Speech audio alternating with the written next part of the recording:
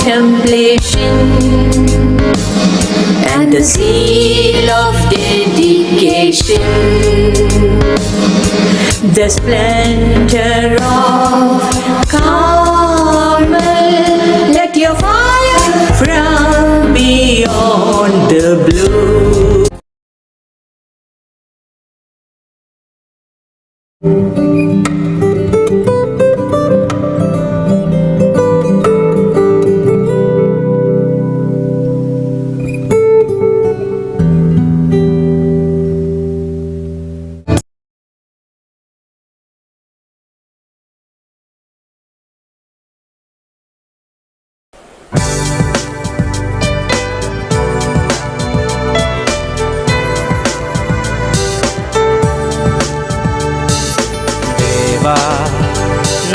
దేవా నా ఆరాధన నీకే దేవా నా దేవా నా ఆరాధన నీకే నా స్తుతికి పాత్రుడా స్తోత్రార్హుడా నా స్తుతుల మీద ఆసీనుడా నా స్తుతికి పాత్రుడా స్తోత్రార్హుడా నా స్తుతుల మీద ఆసీనుడా యేసయ్యా యేసయ్యా ఆరాధన నీకే యేసయ్యా యేసయ్యా ఆరాధన నీకే దేవా నా దేవా ఆరాధన నీకే దేవా నా దేవా నా ఆరాధన నీకే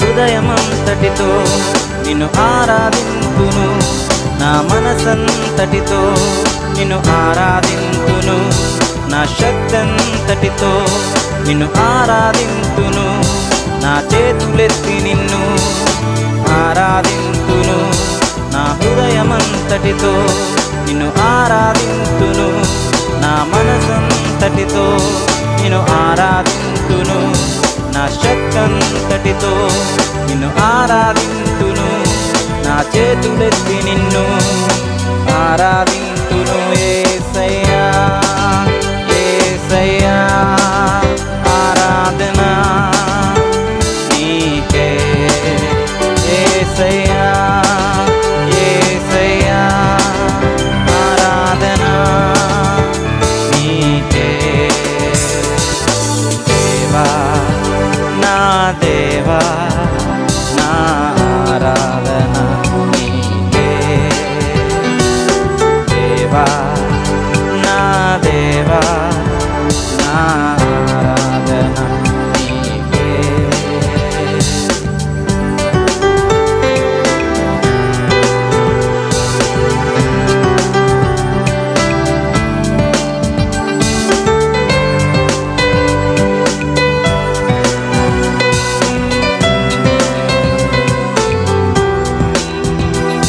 నా జీవితకాలమంతా నిన్ను ఆరాధింతును ఆత్మతో సత్యముతో ఆరాధింతును నిన్ను ఆరాధించుటయే నా భాగ్యం యేసయ్యా నిన్ను ఆరాధించుటయే నా ఊపిరి యేసయ్యా నా జీవితకాలమంతా నిన్ను ఆరాధింతును ఆత్మతో సత్యముతో నిన్ను ఆరాధింతును నిన్ను ఆరాధించుటయే నా భాగ్యం యేసయ్యా నిన్ను ఆరాధించుటయే నా ఊపిరి యేసయ్యా యేసయ్యా యేసయ్యా ఆరాధన నీకే యేసయ్యా యేసయ్యా ఆరాధన నీకే దేవా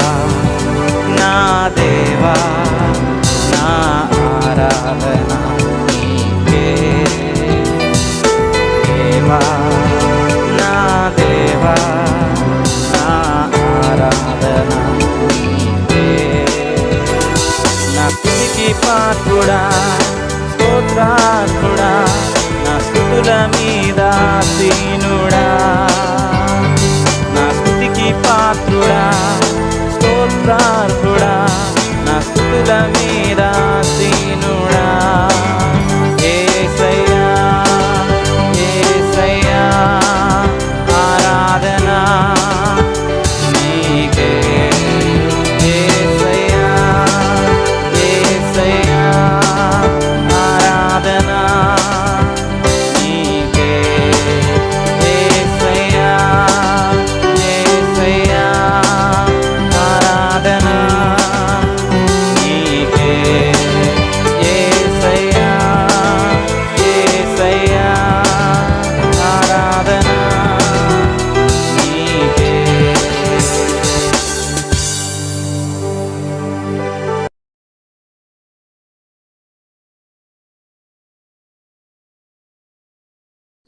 ప్రార్థన చేసుకుని ఈ దిన తరగతిని మనం ప్రారంభించుకుందాం.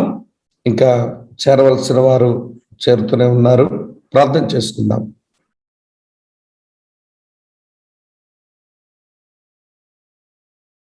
శాశ్వతమైన ప్రేమతో మమ్మలను ప్రేమిస్తూ విడువక మా ఎడల కృప చూపుతూ ఉన్న సర్వ కృపానిధి యొక్క తండ్రి, మహాగరుడవు, మహోన్నతుడవు, పరిశుద్ధుడవు, నిత్య నివాసివైన దేవుడవు, వినయ మనసు గలవారి యొద్ద నివసించడానికి ఇష్టపడిన దేవుడవు, మీకు స్తోత్రాలు, మీకు వందనాలు సమర్పించుకుంటూ ప్రభా, ఈ దిన తరగతులకు మేము నీ పిల్లలంగా చేరువస్తున్నాము. హెబ్రీలకు రాయబడిన పత్రికను బట్టి మీకు కృతజ్ఞతలు, పత్రికను వ్రాసిన సేవకును బట్టి మీకు స్తోత్రాలు చెల్లిస్తా ఉన్నాం. అది వ్రాయబడడానికి ప్రేరణను అనుగ్రహించిన పరిశుద్ధాత్మ దేవుని పరిచర్యకై మీకు స్తోత్రాలు, మీకు వందనాలు చెల్లిస్తూ మా విశ్వాసమును అలాగనే మా ఆచరణాత్మక జీవితాన్ని చక్కదిద్దడానికి మీరు ప్రసాదిస్తూ ఉన్న లేఖన ప్రత్యక్షత కొరకై మీకు స్తోత్రాలు చెల్లిస్తూ ఈ దిన తరగతులను ప్రేమించి నీ వాక్యమును ప్రేమించి నీ సన్నిధికి చేరువచ్చిన మా ప్రియులందరిని బట్టి వందనాలు. గతించిన రాత్రి ఎంతో అద్భుతంగా మా మీద నుంచి దొర్లించి ఈ దినమును నీ కృపా భాగ్యగా మీరు మాకు ప్రసాదించినందుకు మీకు స్తోత్రాలు నాయనా. ఈ సమయం మాకు దీవెనకరంగా చేయమని, మాతో మాట్లాడమని, మా ద్వారా మీరు మాత్రమే మహిమ పొందమని, మహిమ ఘనత ప్రభావాలు మీకే ఆరోపిస్తూ మీ దీవెన కోరుతూ యేసుక్రీస్తు వారి యొక్క ప్రశస్తమైన నామంలోనే స్తోత్రాలు చెల్లించి ప్రార్థిస్తున్నాము తండ్రి. Amen amen. ప్రభు యొక్క పరిశుద్ధ నామమునకు స్తోత్రము కలుగునుగాక. క్రీస్తునందు ప్రియ సహోదర సహోదరులారా, ప్రభువును రక్షకుడైన యేసుక్రీస్తు వారి యొక్క ప్రశస్త నామంలో ప్రియులైన మీ అందరికీ శుభాలు వందనాలు తెలియచేస్తూ నేటి దినం ఈ తరగతికి ప్రేమతో మిమ్మల్ని ఆహ్వానిస్తా ఉన్నాను.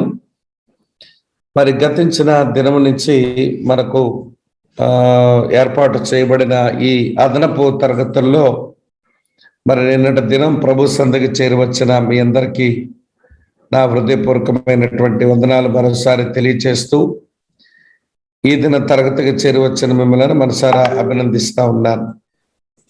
హెబ్రీలకు రాసిన పత్రిక 7, 8, 9, 10 అధ్యాయాలు ఈ పత్రికలో చాలా ప్రాముఖ్యమైన అధ్యాయాలుగా పేర్కొనవచ్చు. కారణం, ఏ మతమైతే మాకు కావాలి అని చెప్పి హెబ్రీలు వెనుకకు వెళ్ళగోరుతా ఉన్నారో ఆ మతం మంచిదే, ఆ మతములో ఉన్నవి కూడా మంచివే. కారణం, అవి దేవుని వలన దేవుని పిల్లలైన వారికి అనుగ్రహించబడ్డాయి. దేవుని సేవకుల ద్వారా అవి స్థాపించబడ్డాయి.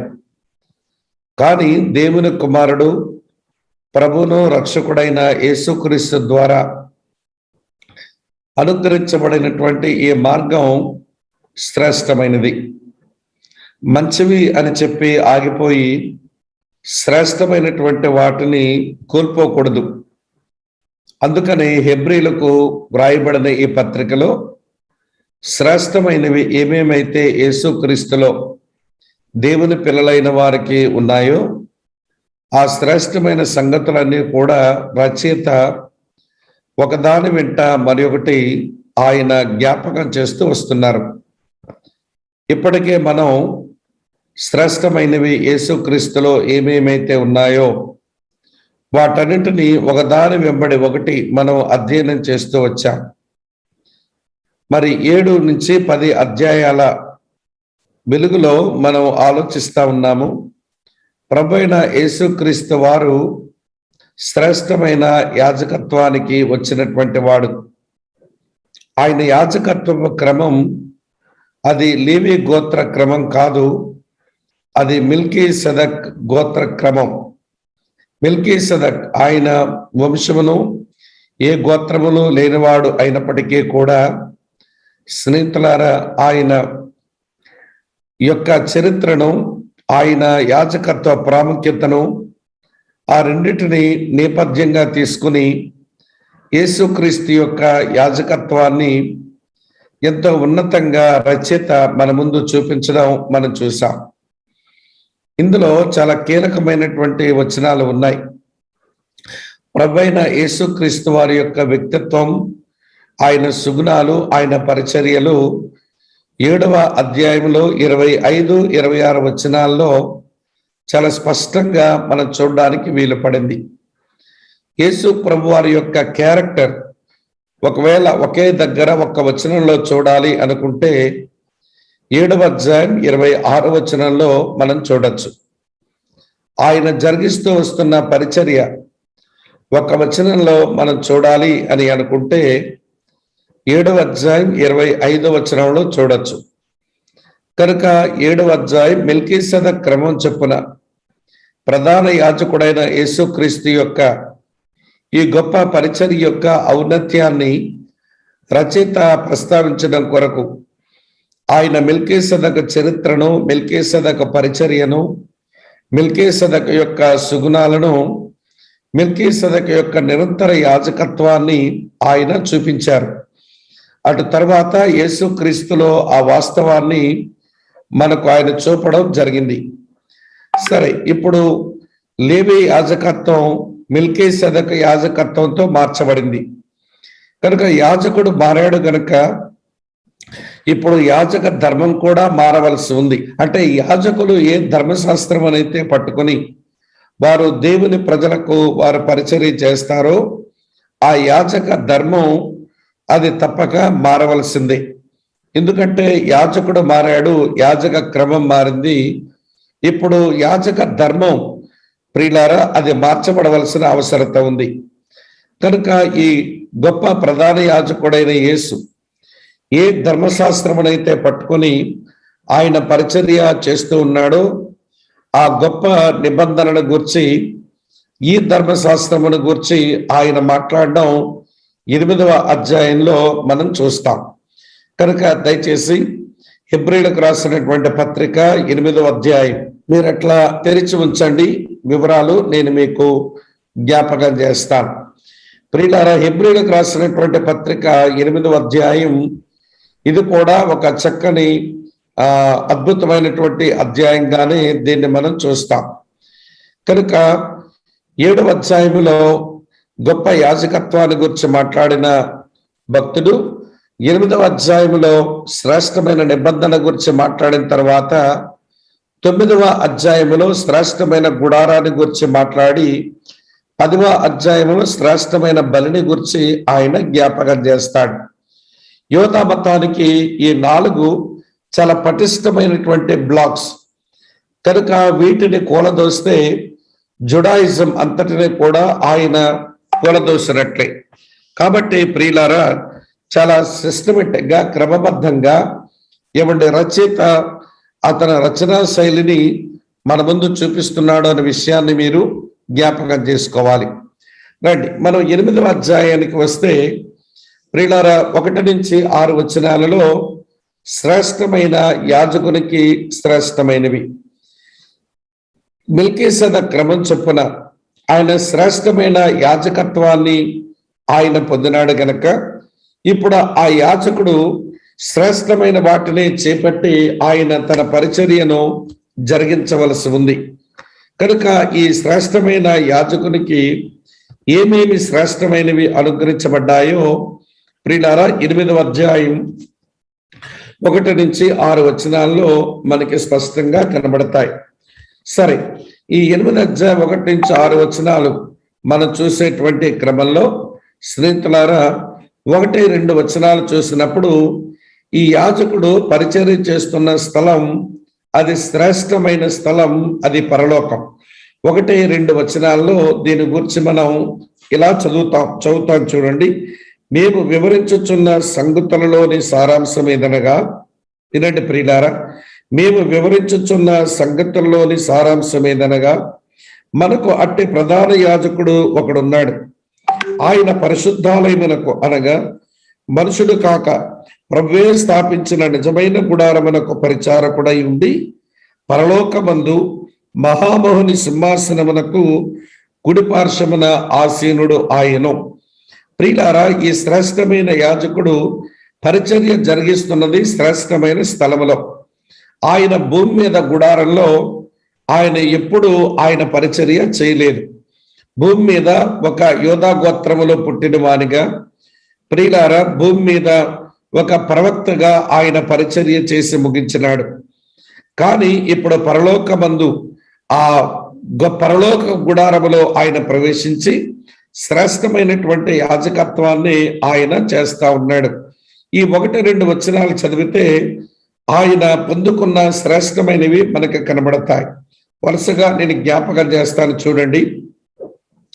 మేము వివరించుచున్న సంగతులోని సారాంశం ఏదనగా, మనకు అట్టి ప్రధాన యాజకుడు ఉన్నాడు. అట్టి అంటే ఎట్టి అనగా మెల్కీసెదెకు క్రమం చొప్పున లేవి గోత్రపు క్రమంలో కాకుండా నిరంతరము ఉండేటువంటి యాజకత్వానికి, ప్రమాణం చేయబడినటువంటి యాజకత్వానికి పిలువబడిన అట్టి ప్రధాన యాజకుడు ఒకడున్నాడు. ఆయన పరిశుద్ధాలయానికి అనగా మనుషుడు కాక ప్రభువే స్థాపించిన నిజమైన గుడారమునకు పరిచారకుడై ఉండి, ఈ ప్రధాన యాజకుడు మనుషుడు మోషే స్థాపించినటువంటి ఆ గుడారమునకు ఈయన పరిచారకుడు కాదు, లేదా మనుషులు ఇశ్రాయేలు ప్రజలందరూ తయారు చేసినటువంటి గుడారములో ఈయన పరిచారకుడై లేడు. పరలోకమందు దేవుని చేతనే స్థాపించబడినటువంటి గుడారానికి ఆయన పరిచర్యకు వెళ్ళినాడు. కనుక ఇప్పుడు ఆ పరలోకమందున్న ప్రభు చేత స్థాపించబడిన నిజమైన గుడారములోనికి వెళ్ళి పరలోకమందు మహామహుని సింహాసనమునకు కుడి పార్శ్వమున ఆసీనుడై ఉన్నాడు. ఆయన దేవుని సింహాసనం వరకు చేరి ఆయన కుడి పార్శ్వమున ఆయన కూర్చున్నాడు అనే మాట ఇక్కడ చాలా కీలకమైన మాట. ప్రియులారా, ఇక్కడ 3 పనులు మనం గమనిస్తాం. ప్రభు చేత స్థాపించబడిన నిజమైన గుడారంలోనికి వెళ్ళి ఆయన ఆసీనుడైనాడు. ఇక్కడ ఆసీనుడైనాడు అనే మాట, కూర్చున్నాడు అనే మాట మీరు గమనించాలి. భూమి మీద గుడారంలోనికి ప్రధాన యాజకుడు సంవత్సరమునకు ఒక్కసారి ప్రాయశ్చిత్తార్థ పండగ రోజున లోపలికి వెళతాడు కదా. వెళ్ళినటువంటి ఆయన ఎప్పుడైనా ఆ ప్రత్యక్ష గుడారము లోపల ఉన్నటువంటి లేదా మందిరములో ఉండేటువంటి అతి పరిశుద్ధ స్థలములో ఉండేటువంటి నిబంధన మందసం పెట్టె దగ్గర ఎప్పుడైనా కూర్చోవడాన్ని మనం చూస్తామా అంటే చూడడానికి అవ్వదు. ఎందుకంటే అతను నడుస్తూనే తిరుగుతూ ఉండాలి. అతను నడుస్తున్నప్పుడు అతనికి ఉన్నటువంటి గంటలు అవి ఆయన నడుస్తూ ఉంటుండగా వాటి శబ్దం పాలెములో ఉండేటువంటి వారికి వినబడాలి. ఆయన నిలబడిపోయినా, ఆయన కూర్చుండిపోయినా బయట పాలెములో ఉన్నటువంటి దేవుని ప్రజలు అతను మరణించినాడు అని చెప్పి అతనుకున్న కాలుకు కట్టబడిన త్రాడు చేత వారు బయటికే లాగేస్తారు. కాబట్టి అతను ఆ నిబంధన మందసము చుట్టూ అతను నడుస్తూ పరిచర్య చేయాలి. అతనుకు ఉన్నటువంటి అంగి అడుగు భాగం ఉన్నటువంటి ఆ గంటల శబ్దం బయట వారికి కూడా వినబడుతూ ఉండాలి. మరో సంగతి చెప్తాను వినండి. ఆయన ఎందుకు అలాగా నడుస్తూనే పరిచర్య చెయ్యాలి అని అంటే, ఎందుకు కూర్చోకూడదు అంటే, ప్రియులారా, ఆయన పని సంపూర్తి కాలేదు. ఈ సంవత్సరానికి వచ్చి ప్రాయశ్చిత్తార్థ పండగ రోజున ఈ బలి రక్తంతో ఇక్కడికి వచ్చాడు కానీ మళ్ళీ వచ్చే సంవత్సరం మళ్ళీ అతను రావాలి. ఆయన అక్కడే కూర్చొని ఉండడానికి వీల్లేదు. అతని పని సంపూర్ణంగా సంపూర్తి కాలేదు. మళ్ళీ వచ్చే సంవత్సరం రావాలి. ఏటేటా బలులు ఆయన అర్పించాలి గనక ఆయన నడుస్తూనే తిరిగి పరిచర్య చేస్తాడు. వినండి, చాలా జాగ్రత్తగా ఆయన నిలబడే అక్కడ పరిచర్య చేసి, నడుస్తూ పరిచర్య చేసి త్వరగా పనిని ముగించి ఆ మహిమలో నుంచి అతను బయటకు వస్తాడు. కాబట్టి ప్రియులారా వినండి, కానీ ఈ ప్రధాన యాజకుడైన యేసుక్రీస్తు ఆ తండ్రి కుడిపార్శ్వమున, మహామౌడకు దేవుని యొక్క కుడిపార్శ్వమున ఆయన కూర్చుని ఉన్నాడు.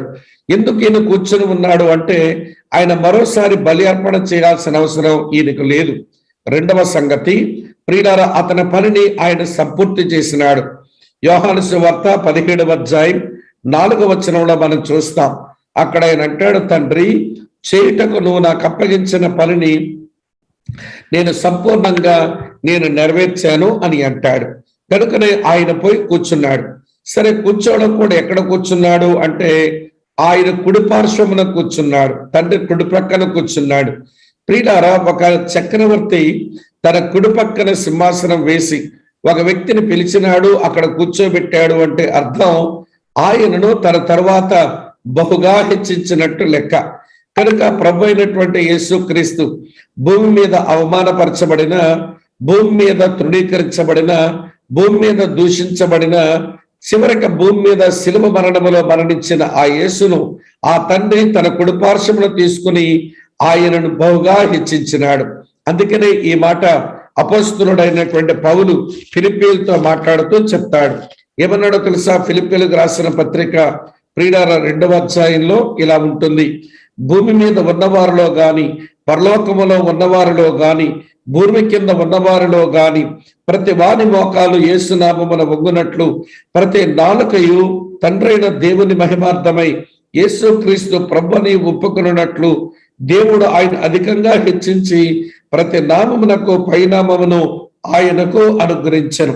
ఇది ఫిలిప్పీయులకు రాసిన పత్రిక 2వ అధ్యాయం 10-11 వచనాలు. ఇట్లా దేవుడు తన కుమారుడైన యేసుక్రీస్తును బహుగా ఆయన హెచ్చించినాడు. కాబట్టి ఆయన కుడిపార్శ్వమున ఆయన కూర్చుండబెట్టబడ్డాడు అనే మాట ఆయన హెచ్చింపుకు అది సంబంధించినటువంటి మాటని మీరు దయతో గమనించాలి. తర్వాత అక్కడ కూర్చొని ఏం పని చేస్తున్నాడు ఆయన అని అంటే ఆయన విజ్ఞాపనమే చేస్తున్నాడు, ఉత్తరవాదిగానే ఉన్నాడు, ప్రధాన యాజకునిగా ఆయన మధ్యత్వమే చేస్తున్నాడు అనే విషయాన్ని మనం మొట్టమొదట గమనించాలి. కనుక శ్రేష్టమైన యాజకునికి శ్రేష్టమైనవి దొరికినాయి. అందులో మొట్టమొదటి శ్రేష్టమైన స్థలం అది పరలోకములో పరిచర్య. ఇది మనం గమనించవలసిన ఒక కీలకమైన విషయం. తర్వాత రెండవ సంగతి ఏంటనంటే ఆయన అర్పించినటువంటి బలి అర్పణ అది శ్రేష్టమైనటువంటి బలి అర్పణ. 8వ అధ్యాయం 3వ వచనం దయచేసి చూడాలని కోరుతున్నాను. ప్రతి ప్రధాన యాజకుడు అర్పణలను బలులను అర్పించుటకు నియమింపబడను. ఇదే కదా ప్రధాన యాజకుని యొక్క పని. బలులను అర్పణలు అతను దేవుని సన్నిధిని అర్పించాలి. అందుచేత అర్పించుటకు ఈయనకు ఏమైనా ఉండుట అవశ్యం. కనుక ఈ ప్రధాన యాజకుడు దేవుని సముఖమునకు వెళ్ళినప్పుడు ప్రియుల అర్పించడానికి ఏదో ఉండడం తప్పనిసరి కదా.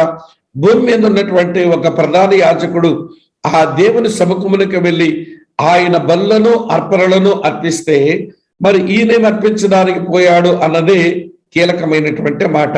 ప్రధాన యాజకునిగా మధ్యవర్తిగా ఆయన వెళ్ళి ఆయన అర్పించింది ఏమిటి అని అంటే ఆయన సొంత రక్తమే ఆయన అర్పించినాడు అనే విషయాన్ని మనము దయతో జ్ఞాపకం చేసుకోవాలి అని నేను మీకు మనవి చేస్తున్నాను.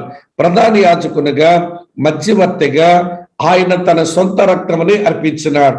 నేను పదే ఒక మాట నేను మీకు జ్ఞాపకం చేస్తూ వస్తున్నాను. ఆ మాట ఏమిటి అంటే యాజకుడు ఆయనే, బలి అర్పణ కూడా ఆయనే. ప్రియులారా వినండి, పాత నిబంధన యాజకత్వంలో భూమి మీద గుడారపు సేవలో ప్రధాన యాజకుడు వేరు, అతను తీసుకువెళ్ళినటువంటి అర్పణలు బలులు వేరు. అవి జంతువులకు సంబంధించినవి. కానీ ఈ యాజకుడు యాజకత్వము చేస్తున్నాడు, అలాగనే బలి అర్పణ తన సొంత రక్తంతోనే చేశాడు అని ఈ కీలకమైన సత్యాన్ని దయతో మీరు జ్ఞాపకం ఉంచుకోవాలని కోరుతా ఉన్నాను. సరే, శ్రేష్టమైనటువంటి గుడారంలోకి వెళ్ళాడు, శ్రేష్టమైనటువంటి బలి అర్పణ ఆయన అర్పించినాడు. ఇది 3వ వచనంలో ఉన్న సంగతి. రండి మరో సంగతి జ్ఞాపకం చేస్తాం. మరో సంగతి ఏంటనంటే, ఈయన పరలోకపు గుడారానికి వెళ్ళినాడు, శ్రేష్టమైన బలి అర్పణతోనే వెళ్ళాడు. ఇది శ్రేష్టమైన గుడారం. ఎందుకు అంటే ధర్మశాస్త్ర ప్రకారం అర్పణలు అర్పించేవారు ఉన్నారు గనక. హెబ్రీలకు పత్రిక రాయబడిన ఈ సమయానికి వచ్చినప్పుడు ప్రియులారా, ఇంకా భూమి మీద గుడారం ఉండనే ఉంది, భూమి మీద మందిరం ఉండనే ఉంది. ఇంకా టైటస్ అనేటువంటి రోమా చక్రవర్తి వచ్చి దానిని పూర్తిగా పతనావస్థకి ఇంకా చేర్చలేదు. ధర్మశాస్త్రం ప్రకారము అర్పణలు అర్పించేవారు ఉన్నారు కనుక ఈయన భూమి మీద ఉన్న ఎడల యాజకుడై ఉండడు. ఎందుకంటే భూమి మీద దేవుడే స్థాపించిన యాజక క్రమము, లేవీ క్రమం ఉంది. దేవుడే అనుగ్రహించిన ధర్మశాస్త్రం కూడా ఇంకా భూమి మీద ఉంది. కారణం, భూమి మీద ఇంకా గుడారం నిలిచే ఉంది, మందిరం ఇంకా ఉండనే ఉంది అనే విషయాన్ని మీరు గమనించాలి. మోషే గుడారం అమర్చబోయినప్పుడు కొండ మీద నీకు చూపబడిన మాదిరి చొప్పున సమస్తమును చేయుటకు జాగ్రత్త పడము అని దేవుని చేత హెచ్చరించబడిన ప్రకారం ఈ యాజకులు పరలోక సంబంధమగు వస్తువుల ఛాయారూపకమైన గుడారమందు సేవ చేయుదురు. 8వ అధ్యాయం 4-5 వచనాల్లో ఉంది. ప్రియులారా వినండి, ఇప్పుడు భూమి మీద ఉన్న ఈ గుడారం అది మోషే అమర్చబోయినప్పుడు దేవుడు అతనికి ఒక మాదిరిని, ఒక నమూనాను, ఒక బ్లూ ప్రింట్ ని చూపించినాడు. అది కొండ మీద దేవుడు మోషేకు దాన్ని చూపించాడు. చూపించడం మాత్రమే కాదు, దాని ప్రకారం ఎట్లా చేయాలనో ఆయన దేవుని చేత హెచ్చరించబడ్డాడు కూడా. ఈ 2 మాటలు గమనించాలి. మోషే చూచాడు, మోషే విన్నాడు. దేని గురించి అంటే భూమి మీద ఒక గుడారం దేవుని కొరకు నిర్మించడం కొరకు. అదే నిర్గమాకాండం 25వ అధ్యాయం 8వ వచనంలో దేవుడు చెప్పినటువంటి సంగతిని మనం చూస్తాం. మోషే, నేను నా ప్రజల మధ్య నివసించినట్లు వారు నాకు ఒక పరిశుద్ధ స్థలమును నిర్మించవలను అని చెప్పి దేవుడు ఒక్కొక్కటి ఎలాగ నిర్మించాలనో అన్నీ చెప్పిన తర్వాత నిర్గమకాండం 40వ అధ్యాయం దగ్గరికి వచ్చినప్పుడు దాని ప్రతిష్ఠతను మోషేను చేసి ముగించినాడు అన్నట్టు. కనుక మోషే దేవుడు చెప్పిన ప్రకారము తన ప్రజలు తాను కలిసి ఆ ప్రత్యక్ష గుడారం నిర్మించిన కారణం చేత పరలోకమందున్న దేవుని షకీన అది భూమి మీదకు దిగివచ్చింది అనే మాట నిర్గమకాండం 40వ అధ్యాయంలో మనం చూస్తాం. అయితే ప్రియమైన స్నేహితులారా, ఇప్పుడు ఈ ప్రధాన యాజకుడు పరలోకమునకు వెళ్ళి, ఈ ప్రధాన యాజకుడు ఎవడు తన సొంత రక్తముతోనే బలి అర్పణ చేస్తూ ఈయన పరిచయం చేసింది, వినండి, ఛాయ కాదు, ఈయన పరిచయం చేసింది వాస్తవమైన గుడారం. ఇక్కడ మనం గమనిస్తే ఛాయారూపకమైన గుడారములో భూమి మీద ఉండేటువంటి ప్రధాన యాజకుడు పరిచర్య చేస్తే, వాస్తవమైన గుడారములో ఈ మెల్కీసెదెకు క్రమం చొప్పున యాజకుడైన ప్రభువైన యేసుక్రీస్తు యాజకత్వం చేస్తా ఉన్నాడు. హెబ్రీ పత్రిక 10వ అధ్యాయం 7-10 వచనాల్లో దీని వివరాలు మరికొన్ని అక్కడ రాసి ఉంటాయి, దయతో మీరు గమనించండి.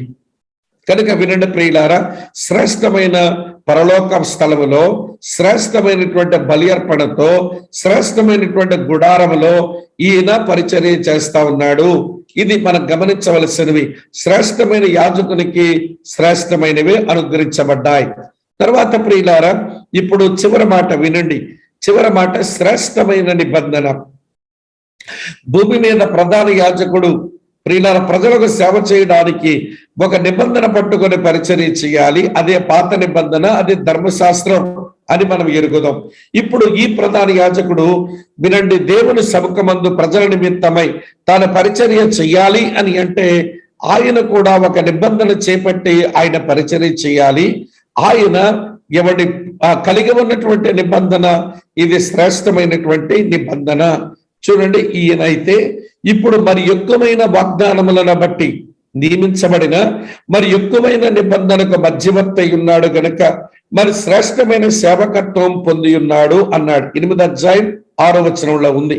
ప్రభునందు ప్రియమైన స్నేహితులారా వినండి, శ్రేష్టమైన నిబంధన, శ్రేష్టమైన వాగ్దానాలు. ఇక్కడ నేను 2 ప్రశ్న మార్కులు, నేను ప్రశ్నార్థకాలు పెట్టడం మీరు గమనించాలి. శ్రేష్టమైన నిబంధన ఎవడు క్వశ్చన్ మార్క్, శ్రేష్టమైన వాగ్దానాలు క్వశ్చన్ మార్క్. ఇది శ్రేష్టమైన నిబంధన అని ఎందుకు అనవలసి వచ్చింది? ఇందులో శ్రేష్టమైన వాగ్దానాలు ఏమున్నాయి? ఇవన్నీ డీటెయిల్ గా మనం తెలుసుకోవలసిన అవసరత ఉంది. అప్పుడే మనము నూతన నిబంధన యొక్క ఔన్నత్యాన్ని, దాంట్లో మనకు దొరికినటువంటి ఆధిక్యతలను, బాధ్యతలను చక్కగా మనం అర్థం చేసుకోవడానికి వీలుంటుంది అని నేను మీకు మనం చేస్తున్నాను. వినండి ప్రియమైన మిత్రులారా, గమనించండి. బైబిల్లో ఎన్నో నిబంధనలు ఉన్నాయి. వాటన్నిటికంటే ఈ క్రొత్త నిబంధన శ్రేష్టమైన నిబంధన. దీని లోపల శ్రేష్టమైన వాగ్దానాలు ఉన్నాయి. ఏ నిబంధన అయినా జరిగే ముందు వాగ్దానాలు ఉంటాయి అనే విషయాన్ని గమనించాలి. వాగ్దానాలు లేకుండా నిబంధనకు చోటే లేదు. కనుక నూతన నిబంధనను దేవుడు ప్రియులారా చేసినప్పుడు దాని వెనుక ఎన్నో శ్రేష్టమైన వాగ్దానాలు ఉన్నాయి అనే విషయాన్ని దయతో మీరు గమనించాలి. సరే, ఈ శ్రేష్టమైన నిబంధన గురించి ఇప్పుడు మనం అధ్యయనం చేస్తాం. వినండి. శ్రేష్టమైన యాజకత్వానికి శ్రేష్టమైనవి అనుగ్రహించబడ్డాయి. ఆయన శ్రేష్టమైన పరలోకమందు సేవ చేస్తున్నాడు, శ్రేష్టమైన బలి అర్పణతో సేవ చేస్తున్నాడు, శ్రేష్టమైన గుడారముతో సేవ చేస్తున్నాడు, శ్రేష్టమైన నిబంధనతో సేవ చేస్తున్నాడు. ఈ 4 ప్రాముఖ్యమైన విషయాలు ఈ 8 అధ్యాయం 1-6 వచనాల్లో చెప్పబడ్డాయి. నేను ప్రతి వచనము దాదాపుగా మనం గమనిస్తూ అందులో ఉన్న కీలకమైన ఆలోచనలను మనం జ్ఞాపకం చేసుకుంటున్నాం ప్రియులారా. ఇప్పుడు ఇది శ్రేష్టమైన నిబంధన. ఇది ఎలాగ శ్రేష్టమైన నిబంధన ప్రియులారా? పాత నిబంధనకు క్రొత్త నిబంధనకున్న వ్యత్యాసాలు ఏంటి అనేది ప్రియులారా మనం అర్థం చేసుకోవడానికి ప్రయత్నం చేస్తాం. సరే, ఇక్కడ పాత నిబంధన క్రొత్త నిబంధనకు మధ్య ఉన్న ఈ తారతమ్యాన్ని దయచేసి మీరు గమనించాలి. పాత నిబంధన భూ సంబంధమైన పాపము గల యాజకులు వారు పరిచర్య చేస్తారు. అహరోను పాపరహితుడా? ఒకవేళ అహరోను కుమారులైన వాళ్ళ పాపరహితులా అంటే కానే కాదు. వారు ఆరాధికుల వలె వారు కూడా పాప స్వభావం కలిగిన వారే, పాప పనులు చేసిన వాళ్ళే. వారు భూ సంబంధమైన గుడారములో వారు పరిచర్య చేస్తా ఉన్నప్పుడు వారు పాపము గల పూజారులు లేదా యాజకులు అని మనం జ్ఞాపకం చేసుకోవాలి. సరే, ఈ కొత్త నిబంధన, ఈ శ్రేష్టమైన నిబంధన పట్టుకొని పరిచర్య చేస్తున్నటువంటి వాడు పరలోక సంబంధమైన గుడారమందు ఆయన పరిచర్య చేస్తున్నాడు. ఈయన ఎవరు అంటే పాపరహిత యాజకుడు.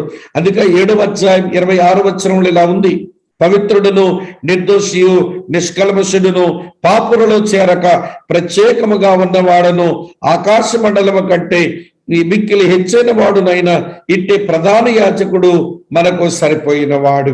వింటున్నారా? పాప సహితులైన యాజకులు, ఈయన పాప రహితుడైన యాజకుడు. ఇది ఒక గంభీరమైనటువంటి వ్యత్యాసం. సరే, వారి పరిచర్య భూమి మీద ఉన్న గుడారం. ఈ భూమి మీద ఉన్న గుడారం ప్రకృతి సంబంధమైన వస్తువులతో తయారు చేయబడింది. వినండి ప్రియమైన స్నేహితులారా, మేకల యొక్కయు గొర్రెల యొక్కయు వింటున్నారా తోలు చేత, లేకపోతే వినండి మనుషుల యొక్క చేతులతో తయారు చేయబడినటువంటి కర్రతో, గుడ్డతో, చర్మాలతో, లేక వెంట్రుకలతో, లేకపోతే వెండి బంగారాల చేత నిర్మించబడిన గుడారం. అది భూమి మీద గుడారం ప్రకృతి సంబంధమైనది. భూమి మీద గుడారం మనుషుల చేతులతో చేయబడింది అనే విషయాన్ని మీరు దయతో గమనించాలని కోరుతా ఉన్నాను. మరి పరలోక గుడారం ఏంటి? ఇది ఈ ప్రకృతి సంబంధమైనది కాదు, ఇది మనుషుల చేత నిర్మించబడింది కానే కాదు. ఇది గమనించవలసిన ఒక గంభీరమైనటువంటి తారతమ్యం.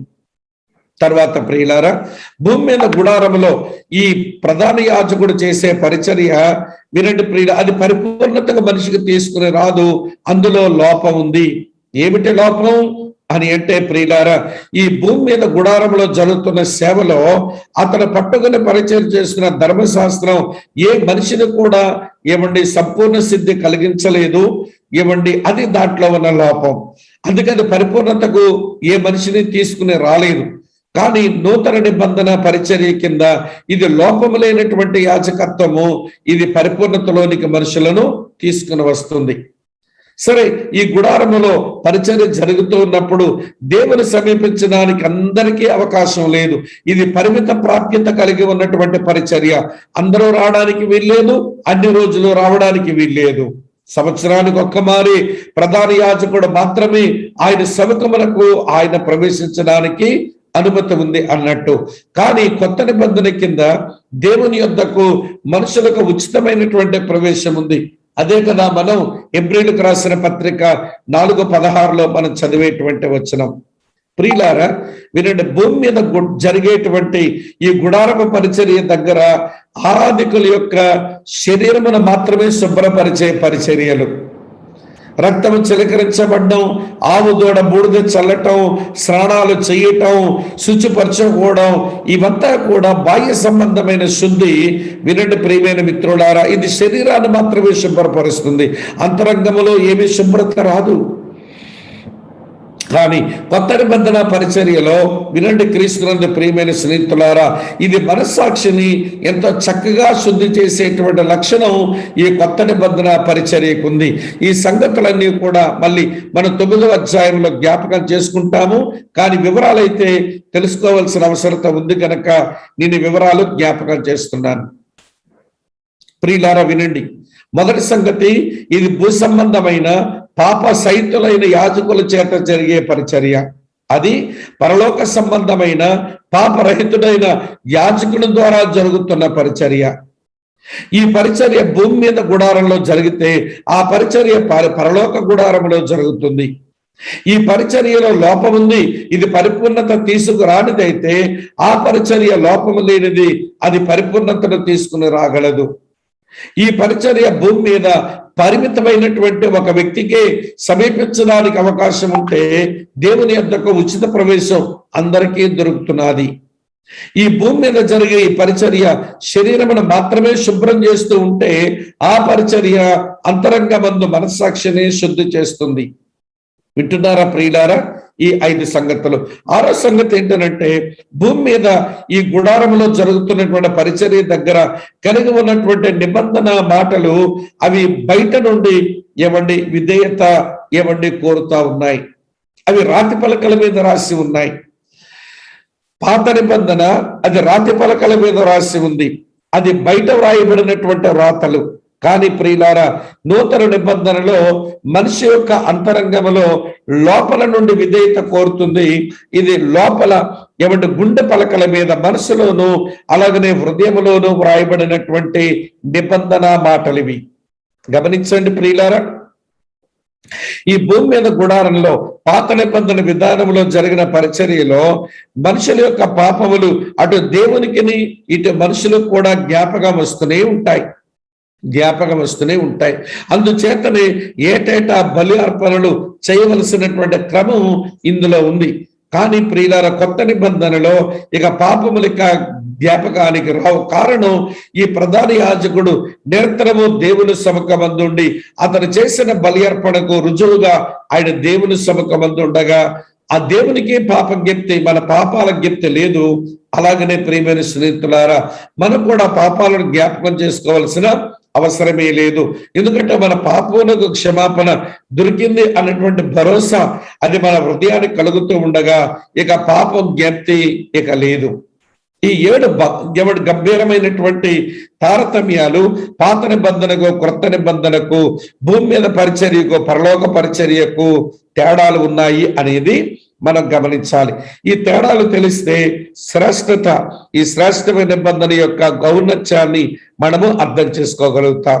సరే ప్రియమైన స్నేహితులారా, ఇప్పుడు 8వ అధ్యాయం 1 నుంచి 6 వచనాల్లో శ్రేష్టమైన యాజకునికి ఇవ్వబడిన శ్రేష్టమైనవి, శ్రేష్టమైన పరలోకం, శ్రేష్టమైన బలి అర్పణ, శ్రేష్టమైన గుడారం, చివరికి శ్రేష్టమైన నిబంధన. ఈ 4 సంగతులు 6 వచనాల్లో చూసినటువంటి మనం 7వ వచనం నుంచి 13వ వచనం వరకు మెల్కీసెదెకు ప్రధాన యాజకత్వానికి ఈ శ్రేష్టమైన నిబంధన ప్రదానం చేయబడింది. చూడండి ప్రియులారా, అందులో 7 నుంచి 13 వచనాలు మనం చూస్తే మొట్టమొదటగా ఈ శ్రేష్టమైన నిబంధన ఇవేనండి ప్రియులారా, ఇది లోపము లేనిది. మొదట వచ్చిందైతే లోపపూరితమైనది, రెండవసారి వచ్చింది లోపరహితమైనది. నేను జ్ఞాపకం చేస్తాను చూడండి.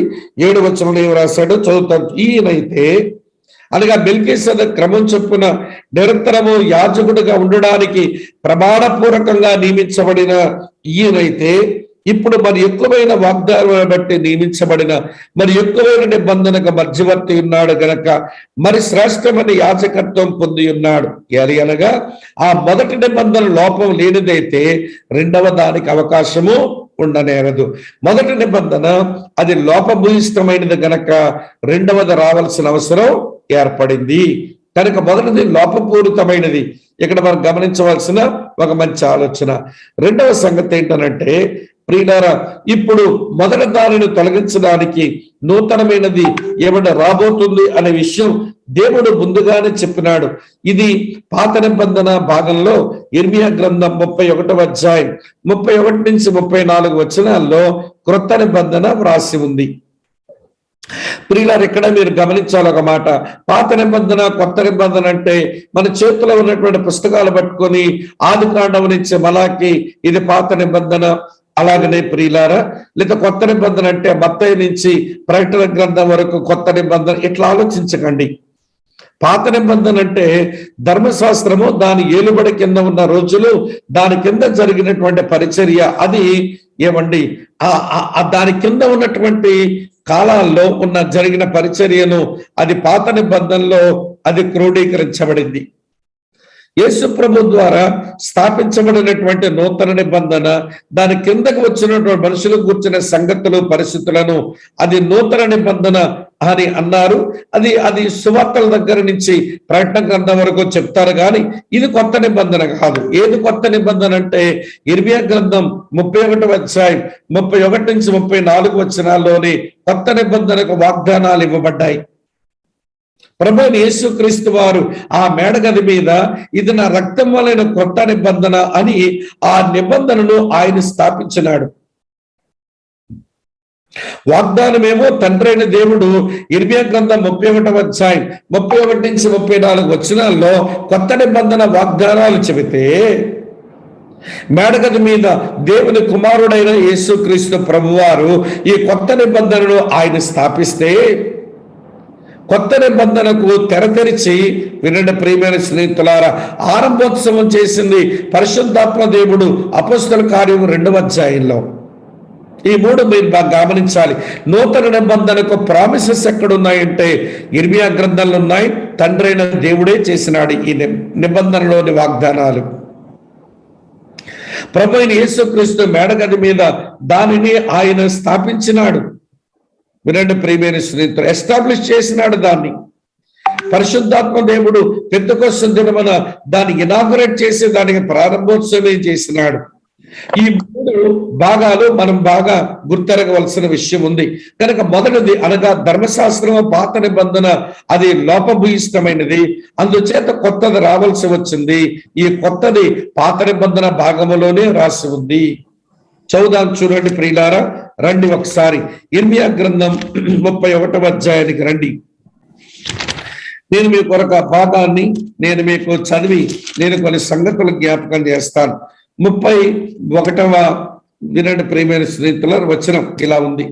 ఇదిగో ఇశ్రాయేలు వారితోనూ యోధా వారితోనూ క్రొత్త నిబంధన చేయు దినములు వచ్చుచున్నవి అన్నాడు.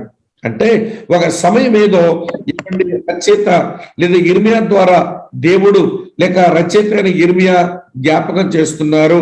ఒక దినములు వచ్చుచున్నవి, అదొక ప్రత్యేకమైన సమయం. నేను క్రొత్త నిబంధన నా ప్రజలతో చేసేటువంటి ఒక టైం ఒకటి ఉంది అన్నాడు. రెండవ సంగతి ఏంటో తెలుసా? నిబంధన అందుకుని గోత్రాల ప్రస్తావన కూడా వచ్చింది. చూడండి ప్రియుల 31వ వచనంలో నిబంధన అందుకునే గోత్రములు ఇశ్రాయేలు వారితోనూ యోధా వారితోనూ అన్నాడు. అంటే 10 గోత్రాల ఇశ్రాయేలు వారు ఈ నిబంధనకు అర్హులే. తర్వాత దక్షిణ సామ్రాజ్యంలో ఉన్న ఏమంటే యోధా బెంజమిన్ గోత్రికులు కలిపితే యూదులు, వీరు కూడా వినండి ప్రియులారా ఈ నిబంధనకు వీరు కూడా పాత్రులే అని మీరు గమనించాలి. సమయము, గోత్రాలు. మూడవ సంగతి ఏమిటి అనంటే పాత కొత్త దానికి మధ్యన వ్యత్యాసం చెప్పబడింది. చూడండి 32 వచనంలో ఏం చెప్పాడు? అది ఐగుప్తులో నుంచి వారిని రప్పించుటకై నేను వారి చేయపట్టుకున్న దినమున వారి పితరులతో నేను చేసిన నిబంధన వంటిది కాదు. నేను వారి పెరిమిటినైనను వారి నిబంధన భంగము చేసుకున్నది ఇదే యెహోవా వాక్కు.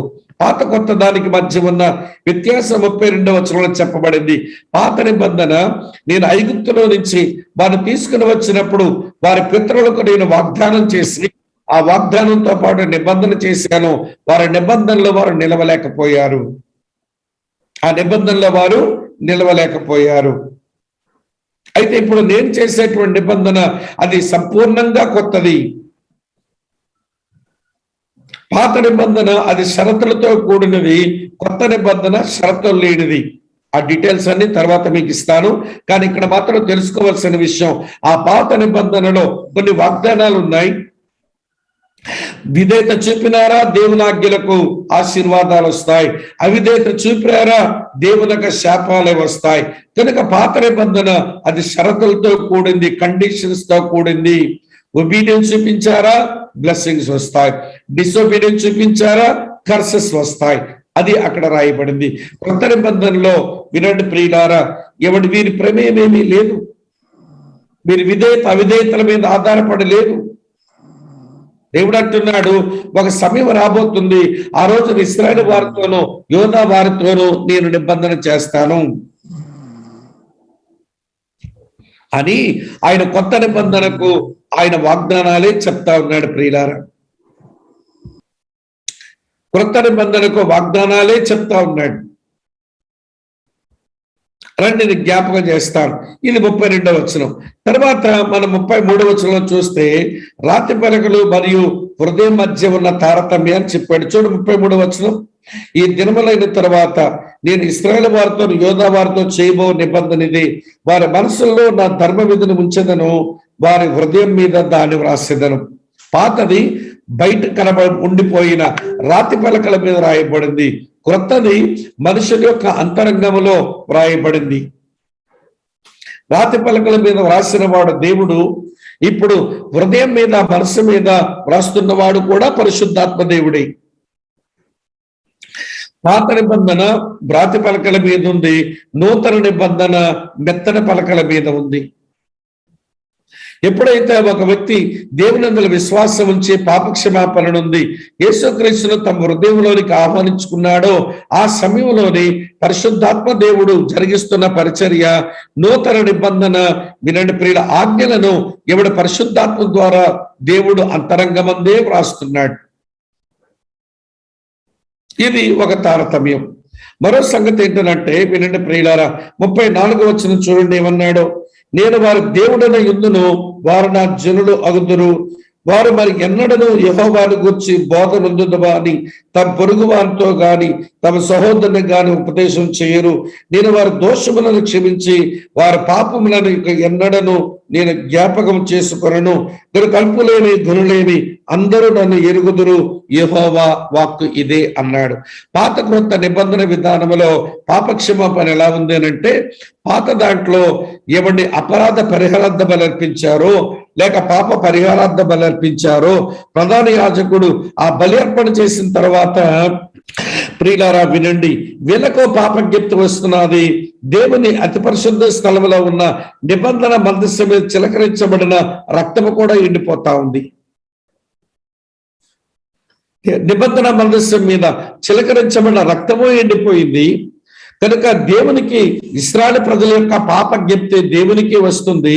అలాగనే ప్రియులారా, బయట పాలెములో బ్రతుకుతున్న ఇశ్రాయేలు ప్రజలకు కూడా పాప జ్ఞప్తి వస్తుంది. కానీ క్రొత్త నిబంధన విధానములో ప్రియులారా, దేవుని సముఖమందున్నటువంటి బలి పశువైన ఆ యేసుక్రీస్తు తన అమూల్యమైన రక్తముతో ఆయన సముఖమున ప్రవేశించి ఉన్నాడు కనుక ఇక దేవునికి అక్కడ పాపజ్ఞప్తి లేదు, పాపాలు జ్ఞాపకం చేసుకోడు. మనిషి కూడా తన పాపాలు జ్ఞాపకం చేసుకోకుండా బ్రతికే ఒక గొప్ప నిర్మలమైన మనస్సాక్షితో జీవించే ఒక గొప్ప స్థాయి ఈ నూతన నిబంధన వాగ్దానములో ఉంది. దీని సమయము, దీని గోత్రాలు, దీనికి పాత నిబంధనతో వ్యత్యాసము, తర్వాత ఇది రాయబడిన విధానంలో తారతమ్యము, పాపక్షమాపణ విధానంలో వ్యత్యాసం. ఈ 5 ప్రాముఖ్యమైన విషయాల్ని మీరు దయతో జ్ఞాపకం ఉంచుకోవాలి. ఇదే వాటల్ని హెబ్రీ గ్రంథకర్త 7వ వచనం దగ్గర నుంచి ప్రియులారా ఆ 13వ వచనం వరకు రాశాడు. 8 నుంచి 8వ అధ్యాయం 7వ వచనం నుంచి మీరు గమనించండి ప్రియులారా. ఆ కిందకు వచ్చేసరికి అవే రాయబడ్డాయి. 8వ వచనం చూడండి. అయితే ఆయన ఆక్షేపించి వారితో ఇలాగ చెప్పుచున్నాడు, ప్రభు ఇట్లనను, ఇదిగో ఒక కాలం వచ్చుచున్నది, అప్పట్లో ఇశ్రాయేల్ వారితోను ఇంటి వారితోను యోధా ఇంటి వారితో నేను కొత్త నిబంధన చేయుదును. అది నేను ఐగుప్తులో నుంచి మీరు పితరులు వెలుపలుగా రప్పించుటకై వారు చేయి పట్టుకున్న దినమున వారితో నేను చేసే నిబంధన వంటిది కాదు. ఏమనగా వారు నా నిబంధనలో నిలవలేదు గనుక నేను వారిని అలక్ష్యము చేస్తున్నానని ప్రభు చెప్పుచున్నాడు. ఆ దినములైన తర్వాత ఇశ్రాయేల్ ఇంటి వారితో నేను చేయబో నిబంధన, వారి మనసులో నా ధర్మ విధులు ఉంచదను, వారి హృదయం మీద వాటిని వాయుదును, నేను వారి దేవుడునయుందును, వారు నా ప్రజల యుందురు. వాళ్ళు ఎవడు ప్రభును తెలుసుకున్నాడని తన పట్టణస్థునికైన తన సహోదరుని ఉపదేశం చేయడు. వాళ్ళ చిన్నల పెద్దల మొదలుకొని పెద్దల వరకు అందరూ నన్ను తెలుసుకుందరు. నేను వారి దోషముల విషయమై దయగలిగి వారి పాపములను ఇక్కడ ఎన్నడూ జ్ఞాపకం చేసుకున్నానని ప్రభు సెలవిచ్చుచున్నాడు. ఆయన క్రొత్త నిబంధనని చెప్పుడు చేత మొదటి దాన్ని పాతదిగా చేశాడు. ఏది పాతగిలి ఉడికిపోవునో అది అదృశ్యమవుటకు సిద్ధముగా ఉన్నది అన్నాడు. ఇదే 8వ అధ్యాయం. కనుక ప్రియమైన స్నేహితులారా గమనించండి. ఇప్పుడు పాత నిబంధనలోని కొన్ని నిబంధనలు జ్ఞాపకం చేస్తారు. ఈ కొత్త నిబంధన యొక్క విశేషం మనకి అర్థమవుతుంది. అప్పుడు ఇవన్నీ డీటెయిల్ గా రాసుకునండి. ఒకవేళ రాసుకోవడానికి మీ సమయం సరిపోకపోతే స్క్రీన్ షాట్ అయినా ఏమంటే మీరు తీసుకోగలిగితే మీరు తర్వాత దీన్ని చదువుకోవడానికి వీలుంటుంది. రండి. పాత నిబంధనలో ఉన్న నిబంధనల పేర్లు ఒకవైపు ఉన్నాయి, దానికి బైబిల్లో ఉన్న రెఫరెన్స్లు ఒక దగ్గర ఉన్నాయి, తర్వాత దాంట్లో ఉన్న వాగ్దానం ఒకటి ఉంది, దాని గుర్తులు కూడా ఉన్నాయి. అది ఏ రకపు నిబంధనో ఎవడు ఆ రకం కూడా ప్రస్తావించబడింది. ప్రియులారా, పాత నిబంధన గ్రంథములో ఇవ్వబడిన నిబంధనలలో 6 నిబంధనలు దీన్ని మేజర్ కవెనెంట్స్ అంటారు. ఇది పెద్ద నిబంధనలు. చిన్న చిన్న నిబంధనలు ఉన్నాయి, మనుషులతో లేకపోతే మనుషులు దేవునితో, దేవుడు మనుషులతో చేసిన మైనర్ కవెనెంట్స్ ఉన్నాయి. అవి పట్టింపుకు పెద్ద తెచ్చుకోవాల్సిన పని లేదు ఇక్కడ. కానీ దేవుడు మనుషులతో చేసినటువంటి ఈ మేజర్ కవెనెంట్స్ ఇది మాత్రం మనం గుర్తు చేసుకోవాలి అని నేను మీకు మనవి చేస్తా ఉన్నాను. ప్రియులారా, మొదటి నిబంధన దీన్ని ఆదాముతో చేసిన నిబంధన, దీన్ని ఈడెనిక్ కవెనెంట్ అని అంటారు, ఏదేను తోటలో నిబంధన అంటారు. దాని వాక్య భాగం ఆదికాండం 1వ అధ్యాయం నుంచి 3వ వచనం వరకు గమనిస్తే ప్రియులారా, ఈ 3 అధ్యాయాల్లో ఏదేను నిబంధన, దేవుడు ఆదాముతో చేసిన నిబంధనల వాగ్దానం ఏంటో తెలుసా? ఆదికాండం 3వ అధ్యాయం 15వ వచనం. స్త్రీ సంతానంగా మెస్సియా వస్తాడు, సర్పము అతని మడిమను కరుచును, ఆయన దాని తలను చెదగొట్టును అనే ప్రామిస్ ప్రియులారా ఆదికాండం 3:15లో ఉంది. ప్రతి నిబంధన దగ్గర ఏదో ఒక గుర్తు ఉంటుంది.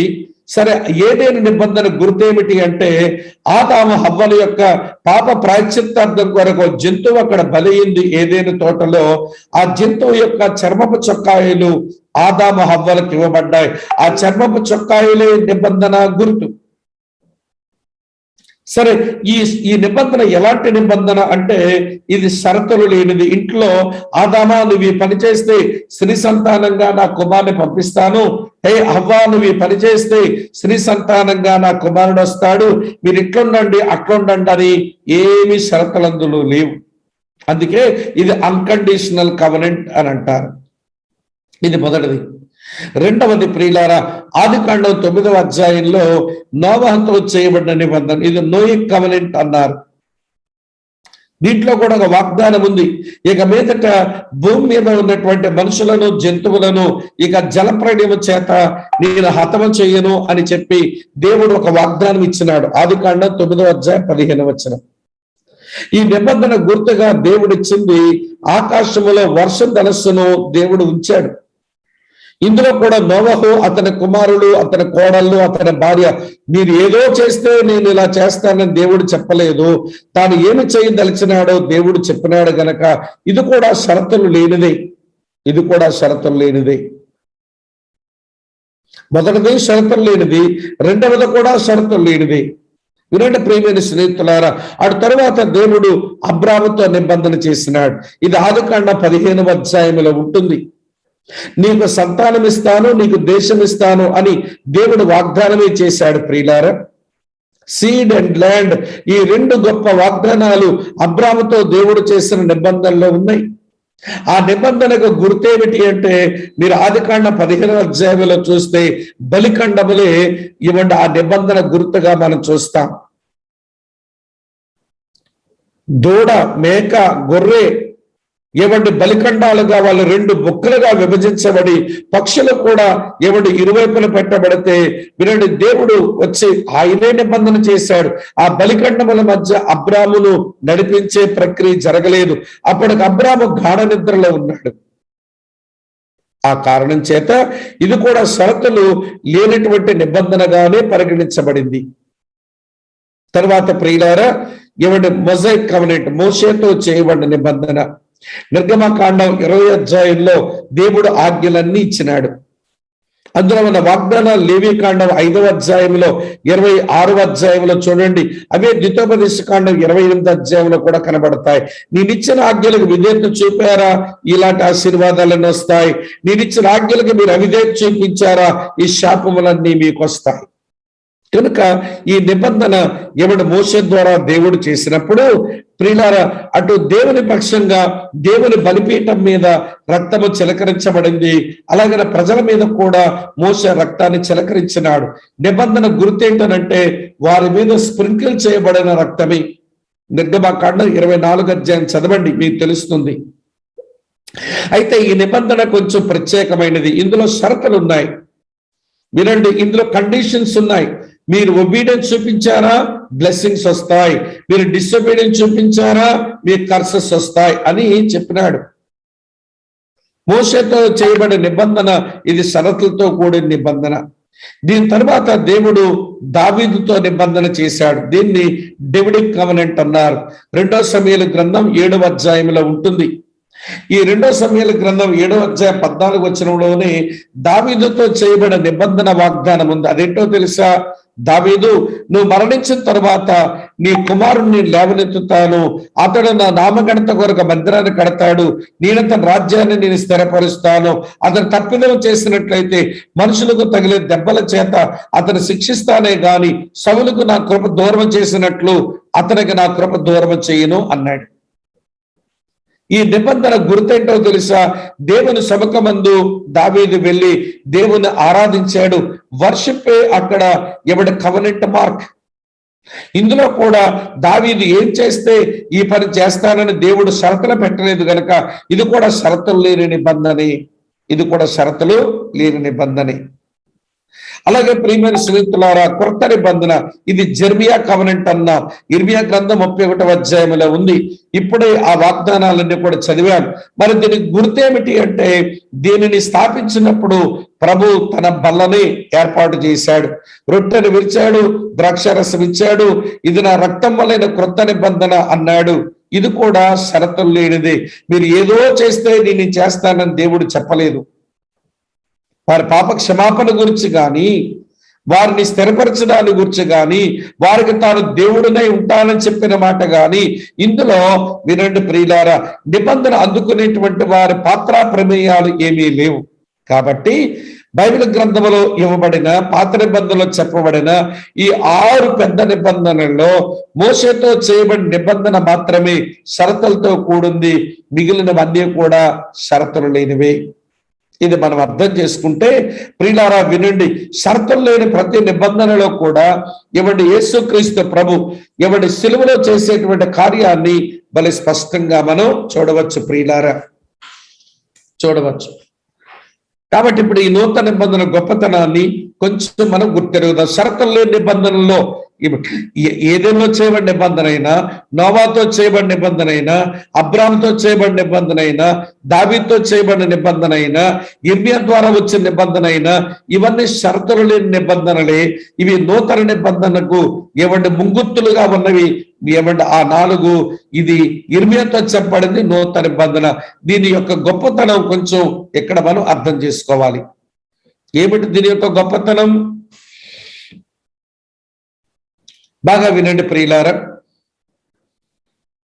ఇర్మియా గ్రంథం 31వ అధ్యాయం 31-34 వచనాలు చూస్తే, ప్రియులారా, ఈ వచనాలను మనం ఆధారంగా చేసుకుంటే ఏదో విషయాన్ని మోసే నిబంధన నూతన నిబంధన మధ్య ఉన్న వ్యత్యాసంతో చెప్పబడింది. సమయం ఏంటో తెలుసా? వినండి. క్రీస్తు శిలువలో చనిపోయే వరకు మోసే నిబంధన ఏలుబడి చేస్తూనే ఉంది. క్రీస్తు శకం 30 వరకు మోసే నిబంధన ఏలుబడి ఉంది. క్రీస్తు శకం 30 తర్వాత ఇక నూతన నిబంధన ఏలుబడి వచ్చింది. ఇది నిబంధన కొత్తది వచ్చింది గనక అంతకు ముందున్న దాని పాతది అని అనాలి గనక మోసే నిబంధన పాతదయ్యింది. ఇర్మియా ద్వారా చెప్పబడి యేసు ప్రభు ద్వారా స్థాపించబడి పరిశుద్ధాత్మ ద్వారా ప్రారంభించబడింది, కొత్తదయ్యింది. వినండి ప్రియులారా, పొందినటువంటి వారు 12 గోత్రాల వారు పొందారు. అలాగే నూతన నిబంధన కూడా మొట్టమొదట ఇశ్రాయేలు వారు, యోధా వారే పొందారు. అయితే అన్యజనులమైన మనకెలా వర్తిస్తుందండి అని మీరు అంటారేమో. ప్రియులారా, అబ్రాహాముతో దేవుడు చేసినటువంటి వాగ్దానాన్ని మర్చిపోకండి. అబ్రాహాము, నీ ద్వారా నీ సంతాన మూలముగా భూమి మీద ఉన్న సమస్త జనులు ఆశీర్వదించబడతారు. దేవుని యొక్క నిబంధన ఆశీర్వాదాలు మొట్టమొదట అన్యజనులు కావు, మొట్టమొదట ఇశ్రాయేలీయులవే. ఈవెన్ సంఘము యొక్క పరిచర్య అయినా మీరు గమనించండి, మొట్టమొదటి సంఘములో చేర్చబడింది ఎవరు? ఇశ్రాయేలే కారా? ఇశ్రాయేలీల ద్వారానే అటు సమరయులకు వెళ్ళింది వాక్యం, ఇశ్రాయేలు ద్వారానే అన్యజనులు కొన్నేళ్ళింటికి వెళ్ళింది వాక్యం. ఇక ఇశ్రాయేలీలే ఆశీర్వాదానికి ఛానలైనారు. ఎందుకంటే నూతన నిబంధన ఇవ్వడి వాగ్దానాలు మొట్టమొదటి పొందిన వారు ఆ ఇశ్రాయేలీలే. ఈ నిబంధన యొక్క స్వభావం ఏంటనంటే మోసే నిబంధన షరతులతో కూడింది, నూతన నిబంధన షరతులు లేనిది. పాత ధర్మశాస్త్రం అది రాతి పలకల మీద ఉంది, నూతన నిబంధన ఇది ధర్మశాస్త్రమే, కాకపోతే ఇది హృదయం మీద ఉంది. వీటికి బోధకుడుగా పాత నిబంధనకి పరిసయ్యుడు, శాస్త్రి ఉంటారు, వారు బోధ చేస్తారు. కానీ ప్రియుల నూతన నిబంధనలో దేవుడే అతనికి బోధ చేస్తాడు. ఆ కారణం చేత మనుషులు కాదు ఇక్కడ బోధకులు, దేవుడే బోధ చేస్తాడు. లోపల వచ్చిన పరిశుద్ధాత్మ దేవుడే బోధ చేస్తాడు. అయితే మొదటి నిబంధనను మీరిని తిరుగుబాటు చేసిన వారికి దండన వచ్చింది. నూతన నిబంధనలో కూడా తిరుగుబాటు చేసిన వారు ఉంటారు, కానీ దేవుని కుమారుడు చిందించిన రక్తమును బట్టి క్షమాపణ వీరికి దొరుకుతున్నది. ఇది చాలా గంభీరమైనటువంటి తారతమ్యం. ప్రియులారా, ఈ డిఫరెన్సెస్ మనం అర్థం చేసుకుంటే నూతన నిబంధన కాలంలో నూతన నిబంధన ఎవడి మధ్యవర్తి అయినటువంటి పూటకాపు అయినటువంటి యేసు ప్రభు యొక్క ఏమండి నేతృత్వం కిందకు మనం రాగలగడం, ఆయన తీసుకుని వచ్చిన పరిచర్యంతో అనుభవించగలగడం, ఇది మన యొక్క భాగ్యం అని అనుకుని ప్రభువును మనం స్తుతించ బద్దులమని జ్ఞాపకం చేస్తున్నాను. ప్రియులారా, దీనితో 8వ అధ్యాయం ముగించబడింది. దీనితో 8వ అధ్యాయం ముగించబడింది. ఇది మీరు మనసులో ఉంచుకొని ప్రియులారా, ఈ పాత కొత్త నిబంధన మధ్య ఉన్న వ్యత్యాసాలు అర్థమైన తర్వాత ఈ సంగతినంతటినీ జ్ఞాపకం ఉంచుకొని ప్రియమైన మిత్రులారా గమనించండి. ఇప్పుడు మనం 9వ అధ్యాయానికి మనం వెళతాం. నేను 9వ అధ్యాయాన్ని నేను మీకు ఇవ్వండి ఈరోజు కొంత పరిచయాన్ని చేయాలనుకుంటున్నాను. ఇవ్వండి ఇంకా మన ముందు కొంత సమయం ఉంది గనక త్వరగా దీంట్లోనికి మనం వెళ్ళవలసిన అవసరం ఉంది గనక జ్ఞాపకం చేస్తాను. ఇక్కడ మీ 8వ అధ్యాయంలో ఇక అర్థం కాని సంగతి ఏమీ ఉండదు అని నేను నమ్ముతా ఉన్నాను.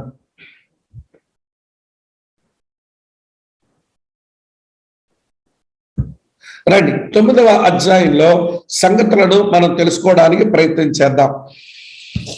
7వ అధ్యాయంలో శ్రేష్టమైన ప్రధాన యాజకత్వం అధ్యయనం చేస్తే, 8వ అధ్యాయంలో శ్రేష్టమైన నిబంధన గురించి మనం అధ్యయనం చేస్తే, 9వ అధ్యాయంలో శ్రేష్టమైన గుడారాన్ని గురించి మనం అధ్యయనం చేయబోతున్నాం. ఇందులో శ్రేష్టమైన గుడారం, శ్రేష్టమైన బలి అర్పణ కొంచెం కలిసే ఉంటుంది. బలి రక్తాన్ని గురించి 10వ అధ్యాయంలో మరికొంచెం విపులంగా చూస్తాం. రండి ప్రియులారా, ఇప్పటి వరకు ప్రభువైన యేసుక్రీస్తు వారి యొక్క గొప్పతనం వరుసగా ఇలాగ మనం చూస్తూ వచ్చాం. మొట్టమొదట యేసు ప్రవక్తల కంటే శ్రేష్ఠుడు అని మనకు అర్థమైంది.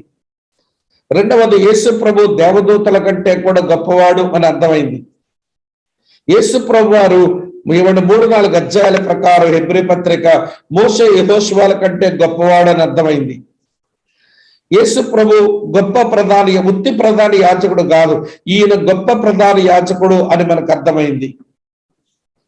మెల్కీసెదెకు యొక్క క్రమంలో అహరోను యాజకత్వం కంటే ఈయన యాజకత్వం గొప్పది అని మనకు అర్థమైంది. అటు తర్వాత యేసు ప్రభు అబ్రాము కంటే కూడా గొప్పవాడు అని మనకు అర్థమైంది. అలాగనే పాత నిబంధన అంటే మోషే ద్వారా వచ్చే నిబంధన కంటే కొత్త నిబంధన అనగా యేసు ద్వారా వచ్చే నిబంధన గొప్పది అనే విషయం కూడా మనకు అర్థమైంది. ఈ 7 సంగతులు తెలుసుకున్నటువంటి మనం ప్రియమైనటువంటి స్నేహితులారా, ఇప్పుడు మనం మరికొంచెం ముందుకు వెళతాం. అదేంటో తెలుసా? వినండి. స్వర్గపు గుడారం, అదే పరలోకపు గుడారం భూ సంబంధమైన గుడారం కంటే అది చాలా గొప్పది అనేదే ఈ 9వ అధ్యాయంలో మనం నేర్చుకోవాల్సిన కీలకమైన విషయం. 10వ అధ్యాయం దగ్గరకు వచ్చేసరికి యేసు ప్రభు యొక్క సమర్పణ త్యాగం పాత నిబంధన బలి అర్పణలు సమర్పణల కంటే చాలా విలువైనవి. పాత నిబంధన యొక్క సమర్పణలు అవి మృతమైనటువంటి సమర్పణలు. యేసు ప్రభువులో ఉన్నటువంటి సమర్పణ అది జీవంతో కూడిన సమర్పణ అనేది 10వ అధ్యాయంలో మనం చూస్తాం. రైట్. రండి, ఇప్పుడు 9వ అధ్యాయంలో ఈ 1 నుంచి 10 వచనాల దగ్గరకు వచ్చినప్పుడు మనము గొప్ప గుడారములో యేసు ప్రభు యొక్క పరిచర్యను మనం చూస్తాం. రైట్. ఇది పరలోకపు గుడారం అన్నింటిలో కూడా శ్రేష్టమైనది. ప్రతి దాంట్లో కూడా ఇది శ్రేష్టమైనది. ఎలాగో మనం చూద్దాం రండి ప్రియులారా, ఎలాగో చూద్దాం రండి. ఈ 9వ అధ్యాయం మళ్ళీ 11 నుంచి 10వ అధ్యాయం 18వ వచనం వరకు గొప్ప బలి అర్పణ గురించి మనం చూస్తాం. నేను వీటన్నింటి వరుసగా జ్ఞాపకం చేస్తాను, తర్వాత మనం అధ్యయనం చేస్తాం. సరే, నేను ఒక్కసారి ఈ వచ్చిన భాగాల్లో అన్నిట్లో ఇది ఎలాగ గొప్పది అనేది కొంచెం మనం ఏమన్నా వచనాలు చదివితే మనకు తెలుస్తుంది. ఒకసారి ఈ సంగతులను నేను జ్ఞాపకం చేస్తాను, చదువుదాం. చూడండి, ఏప్రిల్కి రాసిన పత్రిక 9వ అధ్యాయం నేను మొదటి 10 వచనాలు చదువుతాను. మొదటి నిబంధనకైతే అనగా పాత నిబంధనకైతే సేవా నియమములను ఈ లోక సంబంధమైన పరిశుద్ధ స్థలమును ఉండేది. మొదటి నిబంధనకైతే సేవా నియమాలు జరిగించడానికి ఈ లోక సంబంధమైనటువంటి పరిశుద్ధ స్థలం ఒకటి ఉంది. ఎలాగనగా మొదట గుడారం ఏర్పరచబడను, అందులో దీపస్తంభమును బల్లయు దాని మీద ఉంచబడిన రొట్టెలను ఉండెను, దానికి పరిశుద్ధ స్థలం అని పేరు. 2వ తరక ఆవల, వింటున్నారా, అతి పరిశుద్ధ స్థలమును గుడారం ఉండెను, అందులో సువర్ణ ధూపార్తియు అంతటను బంగారు రేకులతో తాపడం చేయబడిన నిబంధన మందస్సుమును ఉండెను, అందులో మన్నా కలిగినటువంటి బంగారు పాత్రయు చిగురించిన అహరోను కర్రయు నిబంధన పలకలను ఉండెను. ఇవన్నీ నేను డీటెయిల్స్ ఇస్తాను, ముందు విషయాలైతే తెలుసుకునండి. దానిపైన కరుణాపీఠమును కమ్ముకొనుచున్న మహిమగల కెరూబులు ఉండెను. వీటి గురించి ఇప్పుడు వివరంగా చెప్పవల్లపడదు. ఇవి ఇలాగ ఏర్పరచబడినప్పుడు యాజకులు సేవ చేయొచ్చు. నిత్యమును మొదటి గుడారములోనికి వెళుదురు గాని సంవత్సరములకు ఒక్కసారి మాత్రమే ప్రధాన యాజకుడు ఒక్కడే రక్తము చేత పట్టుకుని 2వ గుడారంలోనికి ప్రవేశించును. ఆ రక్తము తన కొరకును ప్రజల అజ్ఞాన కృత్యముల కొరకును అతడు అర్పించును. దీన్ని బట్టి ఆ మొదటి గుడారం ఇంకా నిలిచి ఉండగా అతి పరిశుద్ధ స్థలములో ప్రవేశించే మార్గం బయలుపరచబడలేదని పరిశుద్ధాత్మ తెలియచేయుచున్నాడు. ఆ గుడారం ప్రస్తుత కాలంలో ఉపమానముగా ఉన్నది. ఈ ఉపమానార్థమును బట్టి మనస్సాక్షి విషయంలో ఆరాధకునికి సంపూర్ణ సిద్ధి కలుగు చేయలేని అర్పణలు బలులు అర్పించబడుచున్నాయి. ఇవి దిద్దుబాటు జరుగు కాలం వచ్చే వరకు విధింపబడి అన్నపానములతో నానావిధ ప్రక్షాళనతోనూ సంబంధించిన శరీర ఆచారములు మాత్రం అన్నాడు. కానీ ప్రియులారా వినండి, ఈ భూ సంబంధమైన గుడారములో ఉన్నవన్నీ కూడా ఇవి ఛాయ, ఇవి వాస్తవం కాదు. వాస్తవం పరలోక గుడారములో ఉంది, ఛాయ భూమి మీద గుడారములో ఉంది. ఆ భూమి మీద గుడారములు ఉన్నటువంటి ఇన్స్ట్రుమెంట్స్, వస్తువులు ఏదైతే ఉన్నాయో అన్నిటి గురించిన ఎవరి వివరాలు రచయిత ఇచ్చాడు. తర్వాత యాజకులందరూ మొదటి గుడారములోనికి అనగా పరిశుద్ధ స్థలములోనికి రాగలుగుతారు కానీ సంవత్సరానికి ఒక్కసారి మాత్రమే ప్రధాన యాజకుడు ఆ 2వ గుడారములో అతి పరిశుద్ధ స్థలములోనికి వెళతాడు. అతను అక్కడ పరిచయం జరిగిస్తాడని డీటెయిల్స్ అన్ని ఇచ్చినాడు. అదే ఈ గొప్ప గుడారాన్ని గురించిన సంగతులు. అయితే వినండి ప్రియుల, పరలోక సంబంధమైనటువంటి గుడారం వీటన్నిటికీ మించినది, అది శ్రేష్టమైనది, అది వాస్తవం. ఇవన్నీ ఛాయ అనే విషయాన్ని మనం జ్ఞాపకం ఉంచుకోవాలి. తర్వాత 9:11 నుంచి 10:18 వచ్చిన వరకు ఈ గొప్ప బలి అర్పణ గురించిన సంగతులను మనం చూస్తాం. రండి ప్రియమైన స్నేహితులారా, ఎబ్రీ పత్రిక 9:12 నుంచి 14 వచనాల్లో ఎద్దుల మరియు మేకల మరియు ఎర్రటి పశువుల బూడిద యూదుల బాహ్యంగా శుభ్రపరిచిన అవి నీడలు, అవి షాడోస్. ఎద్దులు మరియు మేకలు యామ్ కిప్పోర్ అని పిలువబడి ప్రియమైన స్నేహితులారా, అలాగే ఆవుదోడ బూడిద లేదా ఎర్రపియ్య ఏమండి బలి, అది సంఖ్యాకాండ 19 అధ్యాయంలో ఉంటుంది. కనుక వినండి, భూమి మీద గుడారం దగ్గర జరిగేటువంటి ఈ బలి అర్పణలన్నీ కూడా శరీరాన్ని మాత్రమే శుభ్రపరిచేటువంటి ఆచార కర్మకాండలే గాని అంతరంగమందు ఇవేమీ చేయగలిగినవి కావు. అంతరంగములో ఏమంటే ఆరాధకునికి ఏదైనా ఒక మార్పు, ఏదైనా ఒక శుద్ధి, ఏదైనా ఒక గొప్ప ఆశీర్వాదం ఇవి అంతరంగము తెచ్చిపెట్టినవి కావు. ఇది మీరు గమనించండి. ఇప్పుడు మొదటి 10 వచనాల్లో ఉన్న వీటి సంగతి వివరంగా చెప్తాను, వినండి స్నేహితులారా. భూమిపైన ఉన్న గుడారం 1 నుంచి 5 వచనాల్లో చెప్పబడిపోయింది. ఇది భూమిపైన ఉన్న గుడారం. ఇప్పుడు మీరు ప్రత్యక్ష గుడారం అనే తరగతి ఏమండి బీసీలో జరుగుతుంది. ప్రత్యక్ష గుడారం మీద టీచింగ్ మీరు కూడా ఒక రోజు నేర్చుకుంటారు. నేను డీటెయిల్స్ అన్ని చెప్పను కానీ వివరాలు అయితే వినండి ప్రియులారా. ఇది ప్రత్యక్ష గుడారం యొక్క ఒక చిన్న ఊహా చిత్రం. చుట్టూ పాదవిలో ఏమండి 12 గోత్రాల వారు వినండి ప్రియులారా, వారు గుడారాలు వేసుకుని జీవిస్తూ ఉంటుండగా ఈవిడ తూర్పు వైపుకు ఉన్నటువంటి ద్వారమ దగ్గర ఏమండి లేవి గోత్రికులు వారు ఉంటూ ఉండగా వినండి ప్రియులారా, లోపలికి తూర్పు వైపు నుంచి లోపల వెళ్ళగానే మొట్టమొదట కనబడేది బలిపీఠం. ఈ బలిపీఠం దగ్గర బలి అర్పణలు జరిగిన తర్వాత వినండి పక్కనే గంగాళం అనేటువంటి మరో చోటు ఉంటుంది. ఈ గంగాళం దగ్గర వారు తమ ముఖములను, కాళ్ళను, చేతులను కడుక్కోవాలి. కడుక్కున్న తర్వాత వారు లోపల ప్రవేశిస్తారు. ఇందులో 2 ఏమంటే కంపార్ట్మెంట్స్ ఉన్నాయి. అందులో మొట్టమొదటి కంపార్ట్మెంట్ అది పరిశుద్ధ స్థలం. ఇందులోకి యాజకులందరూ ప్రవేశించవచ్చు. కానీ ఆ చివరుంది చూడండి, మేఘం ఎక్కడైతే నిలిచి ఉందో ఆ చివర ఉన్నటువంటి స్థలం అది అతి పరిశుద్ధ స్థలం. అందులో మాత్రమే నిబంధన మందస్సం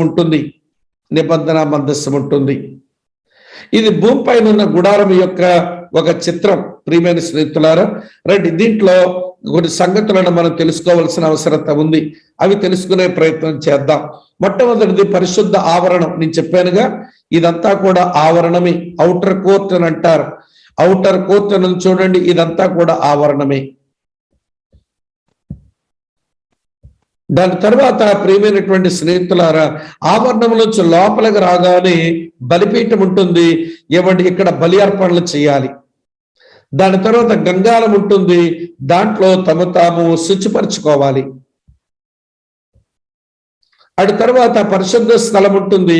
ఇవన్నీ నూతన నిబంధన క్రైస్తవులంగా మనం ఎలా అప్లై చేసుకోవచ్చండి, వీటిలో ఏమైనా అర్థం మనం తెచ్చుకోవచ్చు అనేది మీరేం వర్రీ కాకండి, నేను డీటెయిల్ గా చెప్తాను. రెండవది పరిశుద్ధ స్థలం. ఈ పరిశుద్ధ స్థలంలో ప్రియులారా వినండి, ధూప వేదిక ఉంది. ఇక్కడ ధూప వేదిక మీద ధూప ద్రవ్యములు వేసి ఇవ్వండి ప్రియులారా, ధూప వేదిక మీద ఇవ్వండి యాజకులు దేవునికి ధూపం వేస్తారు. అటు తర్వాత స్నేహితులారా ఇవ్వండి దీప వృక్షం ఇక్కడ ఉంటుంది. ఈ దీప వృక్షం మీద ఒత్తులను చబరి దానికి వేయవలసిన ఒలీవల నూనె వేసి ఈ దీప వృక్షం మీద దీపం నిత్యము వెలుగుచున్నట్లుగా వీరు పరిచర్య చేస్తారు. అటు తర్వాత ప్రియమైనటువంటి స్నేహితులారా సముఖపు రొట్టెల బల్ల ఉంటుంది. ఈ రొట్టెలను యాజకుడు మారుస్తూ ప్రియులారా ఈ సముఖపు రొట్టెల బల్ల మీద ఉన్న రొట్టెలను తాను తీసుకుని భుజించవలసి ఉంటుంది. ఈ 3 ఇన్స్ట్రుమెంట్స్ కూడా, వస్తువులు కూడా ఇవి పరిశుద్ధ స్థలములో ఉండేటువంటి వస్తువులు. ప్రతి దినము వీటి దగ్గర పరిచర్య చేయవలసిందే. యాజకులు ప్రతి దినము పరిచర్య చేయవలసిందే. ప్రాకారం అయిపోయింది, పరిశుద్ధ స్థలం అయిపోయింది. అటు తర్వాత ప్రియమైన స్నేహితులారా అతి పరిశుద్ధ స్థలం. ఈ అతి పరిశుద్ధ స్థలంలో నిబంధన మందసపు పెట్టె ఉంది. కెరూబుల యొక్క ఏమంటే బొమ్మలతో కూడిన కరుణాపీఠం మీద కెరూబుల బొమ్మలతో ఉన్న అతి పరిశుద్ధ స్థలం ఇది. అతి పరిశుద్ధ స్థలంలో ఉంచబడిన నిబంధన మందస పెట్టె ఇది. ప్రియులారా ఈ పెట్టెలో వినండి, పగిలిపోయినటువంటి రాతి పలకలు ఉంటాయి. అలాగని వినండి, మన్నా కలిగినటువంటి పాత్ర ఉంది, తర్వాత చిగురించినటువంటి అహరోను కర్ర కూడా ఉంది. ఈ మూడు దేవునికి ఏం జ్ఞాపకం చేస్తాయో తెలుసా? ఈ మూడు యేసుక్రీస్తుకు సాదృశ్యం అనేది ఒక ఇంటర్ప్రిటేషన్, తప్పు లేదు. ఎందుకంటే రాతి పలకల వాక్యం యేసుప్రభువే, మన్నా కలిగిన పాత్ర జీవాహారం యేసుప్రభువే, చిగురించిన అహరోను కర్ర పునరుత్థానుడైన యేసుక్రీస్తు. ఇవ్వండి, అందులో అనుమానం లేదు ఆ ఇంటర్ప్రిటేషన్కి. కానీ ఈ మూడు నిబంధన మందస్సు పెట్టెలో ఉన్న కారణం చేత రాతి పలకలు ఇరిగిపోయినాయి. కారణం ఏంటి అని అంటే అది దేవుని ప్రజల అవిధేయత. మన్నా కలిగిన పాత్రలో వినండి, మన్నా దేవునికి ఏం జ్ఞాపకం చేస్తుంది? చెవిసారము లేని ఈ భోజనం మాకు వెక్కసం అయిపోయింది అని దేవుడిచ్చినటువంటి సమకూర్పు మీద దేవుని ప్రజలు చూపిన అసంతృప్తి దేవుని జ్ఞాపకం చేస్తుంది. చిగురించిన అహరోను కర్ర దేవునికేమి జ్ఞాపకం చేస్తుంది అని అంటే దేవుడే నియమించి ఇచ్చిన నాయకత్వం మీద దేవుని ప్రజలు చేసిన తిరుగుబాటుతనం జ్ఞాపకం చేస్తుంది. అవిధేయత, అసంతృప్తి, తిరుగుబాటుతనం ఈ అతి పరిశుద్ధ స్థలములో ఉంచబడిన నిబంధన మందసం పెట్టెలో ఉన్న ఈ మూడు వస్తువులు ప్రియమైన స్నేహితులారా దేవునికి జ్ఞాపకమే చేస్తాయి. దేవుని ప్రజలకు కూడా అదే జ్ఞాపకం వస్తుంటుంది. నిబంధన మందసం పెట్టెలో ఈ మూడు వస్తువులు ఉన్నాయి. అది మన అవిధేయత, అది మన అసంతృప్తి, అది మన యొక్క తిరుగుబాటుతనం అని. వీళ్ళకి పాపజ్ఞప్తి ఉంది, వాళ్ళకి దేవునికి పాపజ్ఞప్తి ఉంది. వారి పాపాల గురించిన జ్ఞాపకం దేవునికి ఉంది. ఇది అతి పరిశుద్ధ స్థలంలో ఉండేటువంటి ఏమంటే ప్రియమైన స్నేహితులారా ఇన్స్ట్రుమెంట్స్. సరే, ఇవి క్రైస్తవ జీవితానికి ఎలాగ మనం అన్వయించుకోవచ్చు? ఆవరణము, పరిశుద్ధ స్థలము, అతి పరిశుద్ధ స్థలం. క్రైస్తవ జీవితం యొక్క మూడు స్థాయిలు ఏమంటే మూడింటిని చూపిస్తాయి. నేను డీటెయిల్ గా చెప్తాను, రాసుకునండి, మీకు ఉపయోగపడతాయి. గుడారం యొక్క మూడు భాగాలు ఆవరణము, పరిశుద్ధ స్థలము, అతి పరిశుద్ధ స్థలము ఈ క్రింది వాటిని సూచిస్తాయి. వరుసగా ఇస్తాను చూడండి లిస్ట్. మొట్టమొదట ఏమంటే క్రైస్తవ అభివృద్ధి యొక్క మూడు దశలు. ఆవరణము కేవలం దేవుని చేత క్షమించబడే స్థాయి. పరిశుద్ధ స్థలము దేవునికి సేవ చేసే స్థాయి. అతి పరిశుద్ధ స్థలము దేవునితోనే సావాసం చేసే స్థాయి. అక్కడికి రావాలి క్రైస్తవుడు. దేవుని చేత క్షమించబడ్డం అది తొలి అనుభవం అయితే, దేవుని సేవ చేయటం అది రెండో అనుభవం అయితే, దేవునితోనే సన్నిహితమైన సావాసం చేయడం ఇది అతి పరిశుద్ధ స్థలపు అనుభవం. ఇది మన యొక్క డెవలప్మెంట్ గురించినటువంటి మాట. రెండవది, ఈ మూడు స్థలాలు మూడు రకాలైన క్రైస్తవులను సూచిస్తాయి. మొదటి రకం వినండి ప్రియ, శరీరానికి చెందిన క్రైస్తవుడు. వినండి ప్రియమైనటువంటి స్నేహితులారా. రెండవది, ఎవడు ఒక ఆత్మీయ క్రైస్తవుడు, లేదా వినండి ప్రియులారా, ఎవడు ఆత్మీయ క్రైస్తవుడు అంటే ప్రేమలో దీన్ని కొంచెం కార్నాలిటీ అని కూడా అంటారు. ఇవ్వండి మూడవ ఇవ్వండి అనుభూతినేమో ఆధ్యాత్మిక స్పిరిచువల్ క్రిస్టియన్ అంటారు. Natural, carnal, spiritual. శరీర ఇవ్వండి వినండి ప్రియులారా, ప్రకృతి సంబంధి, ఆత్మ సంబంధి, అలా శరీర సంబంధి, ఆత్మ సంబంధి అని అంటాం. కొంచెం శరీరానికి ఎక్కువ ప్రాధాన్యత ఇస్తాడు, కొంచెం ఆత్మకు తక్కువ స్థాయినిచ్చి శరీరం ఏలుబడి కిందకి వెళ్ళిపోతాడు. కానీ ఇక మూడో దశలో ఇక దేవునికి మాత్రమే ఆధిపత్యం ఇచ్చి బ్రతుకుతున్న క్రైస్తవ స్థాయిని మూడవ ఇవ్వండి స్థలం సూచిస్తా ఉంది. అలాగే పరిశుద్ధాత్మ దేవుని యొక్క మూడు పరిచర్యలు. పరిశుద్ధాత్మ వల్ల జన్మించడం ఇది ఆవరణపు అనుభవం. పరిశుద్ధాత్మను కలిగి ఉండి పరిశుద్ధాత్మ వెలుగులో నడవడం అది పరిశుద్ధ స్థలపు అనుభవం.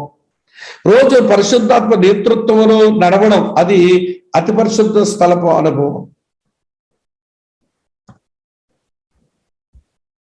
అలాగనే ప్రియమైన స్నేహితులారా, ఇంకా జ్ఞాపకం చేస్తాను, దేవుని పట్ల మూడు వైఖరులు.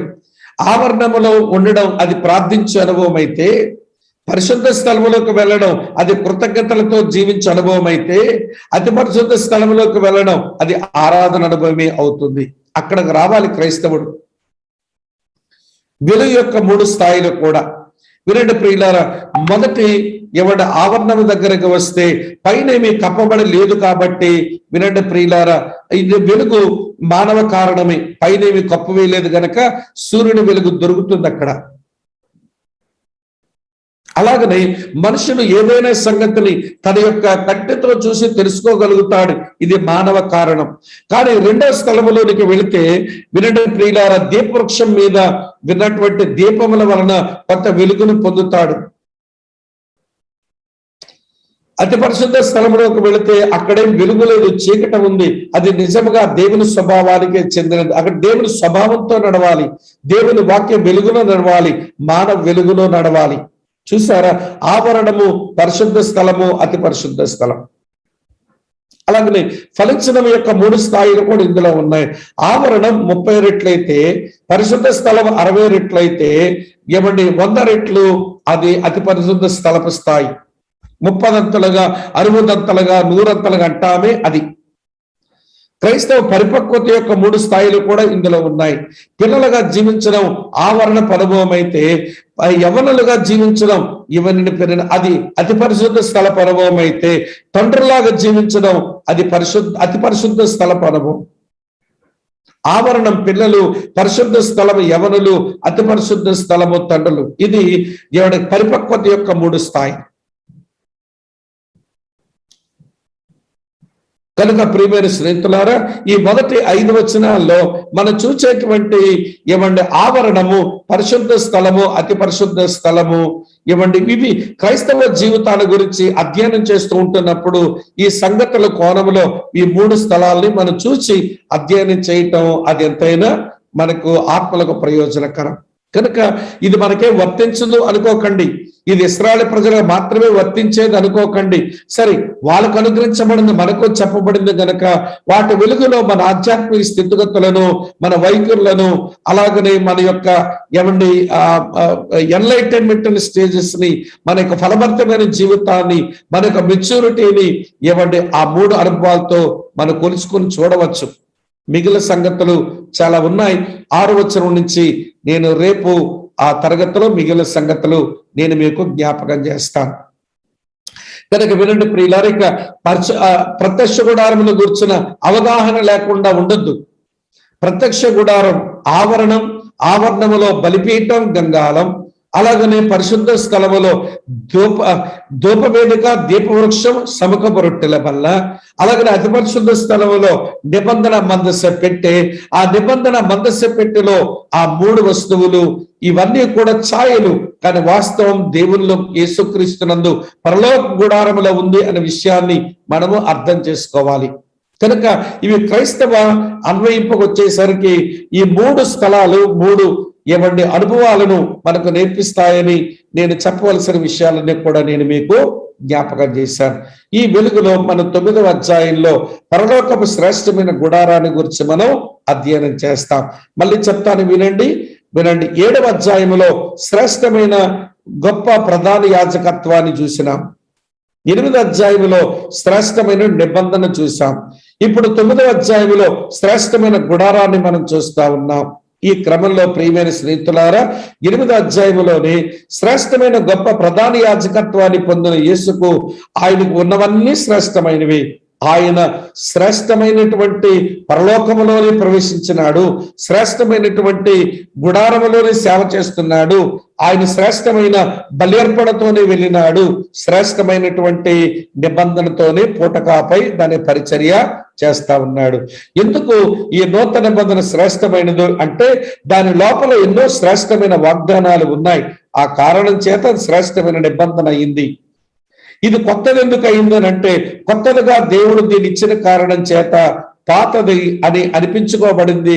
పాత నిబంధన ధర్మశాస్త్రం అనే విషయాన్ని అర్థం చేసుకుని ఈ కొత్త నిబంధనకు మధ్యవర్తి పూటకాపు ప్రియులారా, పరిచారకుడుగా ప్రధాన యాజకుడుగా ఉన్న యేసు దానికి పరిచర్య చేస్తున్నాడు.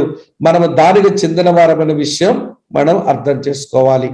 కనుక ఇప్పుడు అటువంటి శ్రేష్టమైన నిబంధన పెట్టుకొని ఈ శ్రేష్టమైన గొప్ప ప్రధాన యాజకుడు తను చేసే పరిచర్య భూ సంబంధమైన గుడారంలో అయితే కాదు. వినండి, ఆయన భూ సంబంధమైన ఆ మందిరంలోనికి వెళ్ళి ఎప్పుడు ఆయన యాజకత్వ పరిచర్య జరిగించలేదు. కానీ ప్రియమైన స్నేహితులారా, పరలోక గుడారం అందు ఆయన పరిచర్య జరిగిస్తా ఉన్నాడు. దీని గురించిన సంగతులు మనకి భూమి మీద ఉన్న గుడారంలో ఉన్న వస్తువుల సంగతులు చూసాము. రేపు మనం పరసంబంధమైన గుడారపు సంగతిని చూసి ఆయన పరిచర్యను మనం నేర్చుకోవడానికి మనం ప్రయత్నం చేద్దాం. తల వంచండి, కళ్ళు మూసుకునండి, ప్రార్థన చేసుకుందాం. ప్రియులారా,